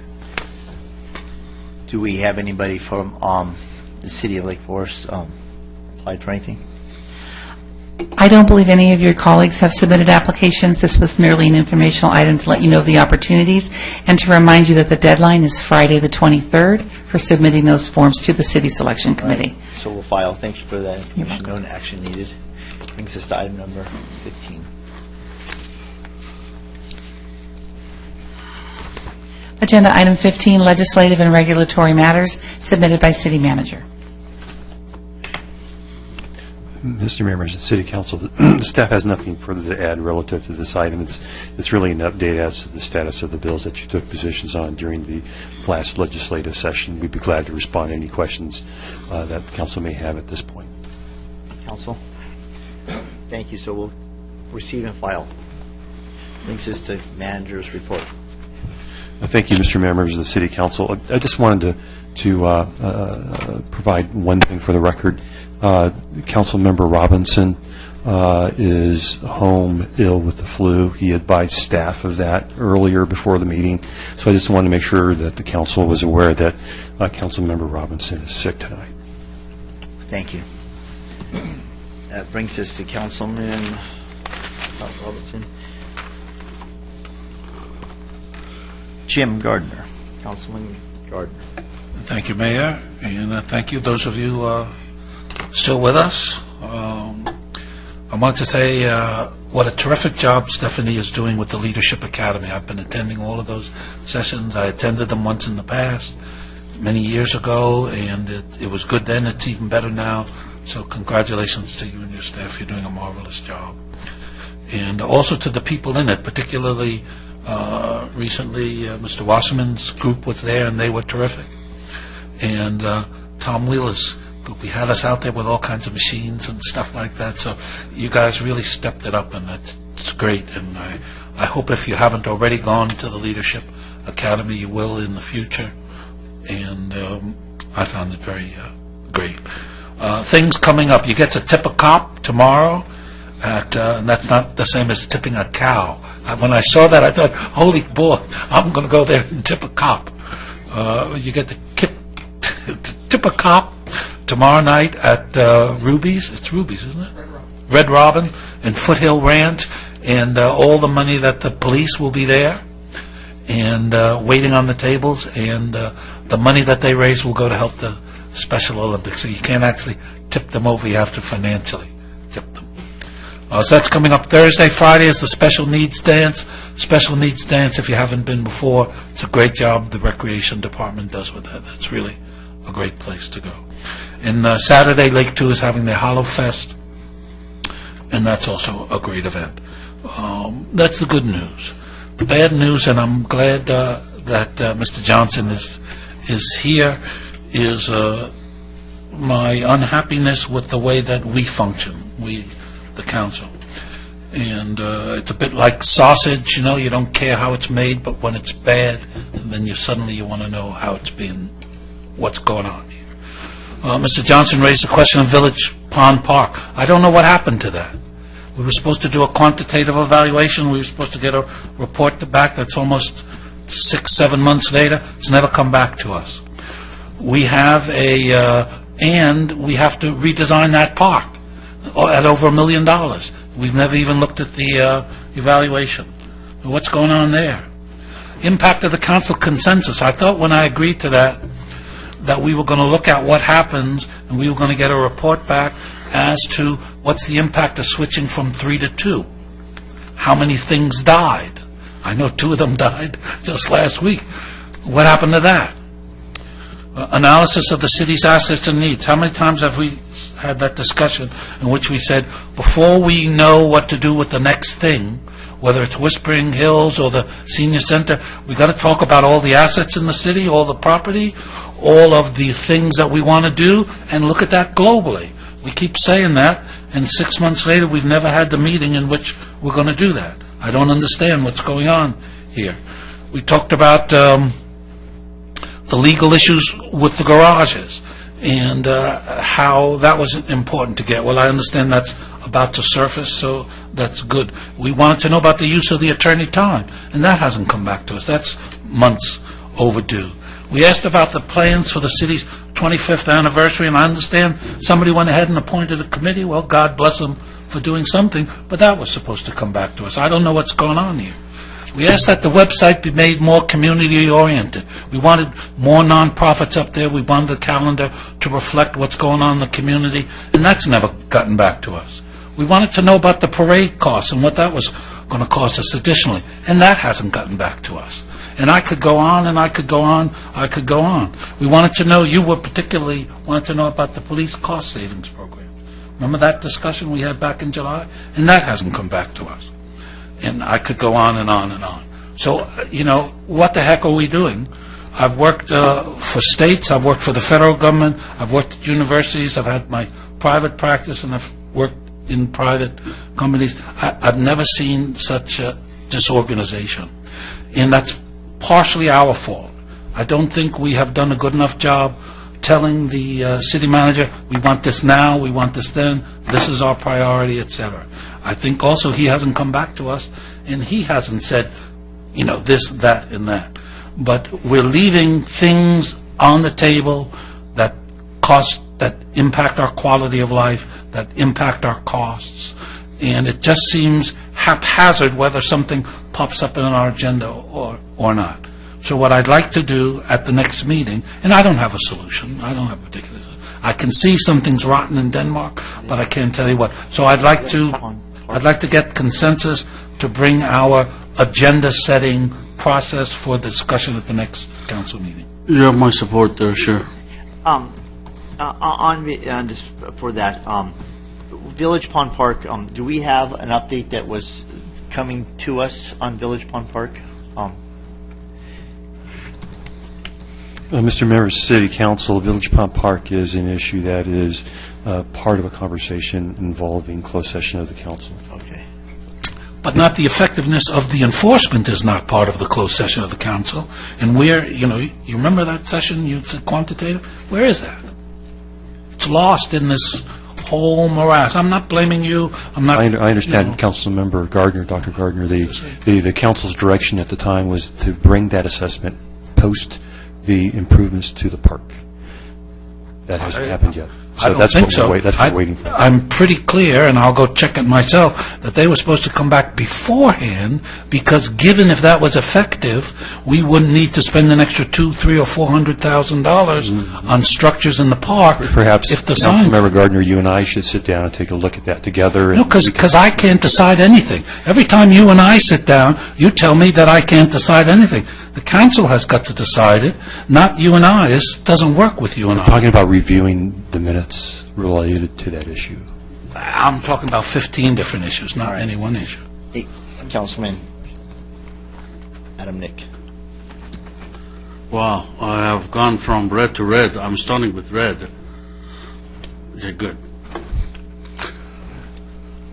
In a matter of a few hours, it'll be 8 years since the fire broke out, the Santiago fire. Literally, in a matter of a few hours, October 21. I lived on Terrace View at the time. I had lived on Terrace View for several years. I lived on Terrace View for several years later, afterwards. This thing that we're doing, in the case of a fire, it reminded me of an experience I had a few years ago. For the last 10, 12 years, I have had a weight problem.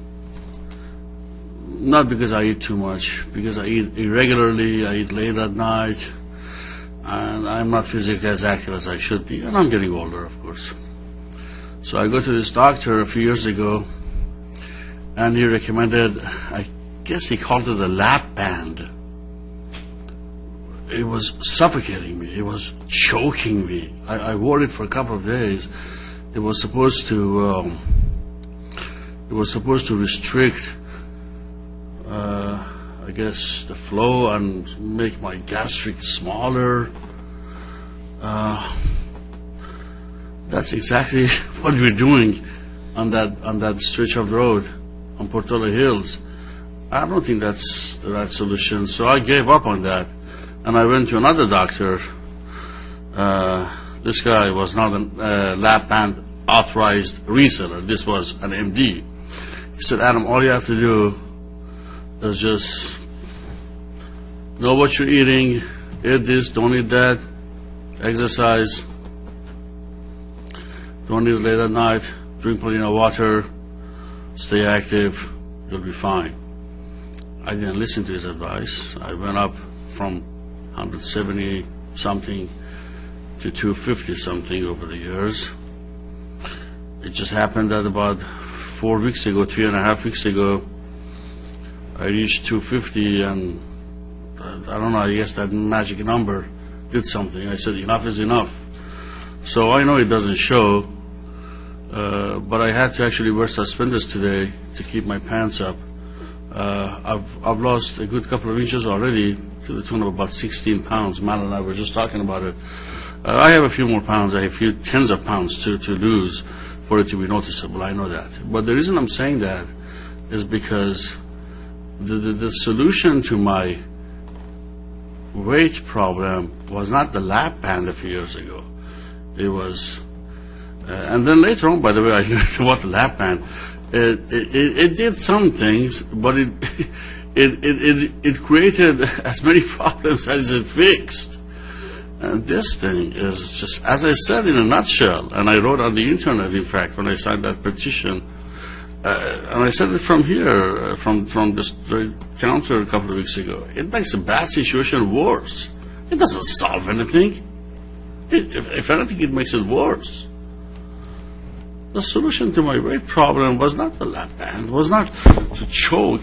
We're trying to slow down traffic, just like that fellow was trying to, that salesman was trying to slow down my digestion system by choking me. This thing needs to be reworked. It just turns out that tomorrow is actually that horrible day that lasted for what? Till November 3rd? It lasted, no, we lived it. We lived every day of it. Remember? We had to evacuate. That was a bad 15 or 16 days. I hate to see it happen ever again, especially when the road is when there's a chokehold like this. I have a couple of pickup trucks with those wide mirrors of mine. There's a bicycle there. I'm not gonna drive next to the bicycle. No way. And I'm a good driver. I'm just not gonna do that. I'm gonna wait till the bicycle is cleared before I proceed. And something about bicycles, you never know. It's a human being. They're going one path, and all of a sudden something happens, and they deviate a foot or two to the right or the left.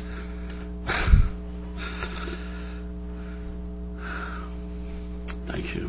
We'll do something. We'll do something. Thank you. If not today, we'll do it. That brings us to Mayor Pro Tem Andrew Hamilton. There's about 15 of you left. Thank you very much for coming tonight. If you see your fellow neighbors, tell them I said thank you for coming tonight. Appreciate everybody's comments. Like I said last week, we are concerned about the safety of all residents in Lake Forest, in Portola, Foothill Ranch, Trabuco Canyon. Maybe not Irvine, but they're probably good people too. So again, thanks for coming tonight. Agendizing something, I'm sure staff will agendize something when when the plan develops. So I trust staff. I want to thank them all for their work tonight on many agenda items. Just specifically, I wanted to single out the resolution for joining the OCIP. I'm really excited about that. I'm also really excited about the payoff that we have for unfunded pension liabilities. And I think I wanted to call out our city manager, Dunnick, for his excellent update earlier. And I think it was definitely heartfelt and something that I agree with. So we're all residents. We're all neighbors. It's important that that we have a civil tone. And you know, I've kind of mentioned this before, and I think someone might have poked a little at me, and that's fine. But you know, it doesn't matter whether you write a blog, whether you're posting on Facebook, whether you're you know, we're all in this together. We've got a great city of Lake Forest, and I just would encourage everyone to have a great civil tone. So thanks for coming out, and we'll see you next time. I too want to thank you that have stayed with us this time, and the fact is that those that came to speak and raising those concerns to us, because you know, we had three, and what I will say, well attended, and not always harmonious at the beginning. I think there was a lot of discussion and a lot of concern about what was going on and where the direction of the city was going to take us. But at the end of those meetings, that third meeting, there was pretty much consensus and everybody satisfied with what the proposed development was going to be, those that were there. And so, and then as you heard tonight, there were people that actually are saying that it affected the desired results at the lower part of the hill. We are looking into it, and the fact is that, like I said, and I'm not lying, I went up there twice last week, after the cones were removed. I went up there once before the cones removed, and I did see concerns when the cones were in the road and the road was narrow because of the construction going on. We had our hands tied at that time. There was no way to stop that at that time with the open trenches. Concrete's been poured. Anything that we do from this point on is going to be the same no matter we stopped last week or if we stop next week. If any concrete's got to be removed, it's got to be removed from this point on. And we are looking at ways that we can mitigate some of the concerns that all were raised tonight. So I want to thank everybody for coming tonight. I want to thank those that attended the first meetings, and thank you for coming and voicing your satisfaction with what's happened lower down on the hill. So thank you, and thank you to staff. And I'm sure that that we will be having further updates, and we will agendize something with some further plans on that. I attended the Autumn Harvest Festival at Heritage Hill the week before last, and I'd like to get an update. How many children were at the Autumn Harvest Festival? I don't have those numbers at my fingertips. I know that 1,800 attended the haunt. Okay, now that was my next question. And this last weekend, I attended the haunt at Heritage Hill, and 1,800 they're split evenly between Friday night and Saturday night.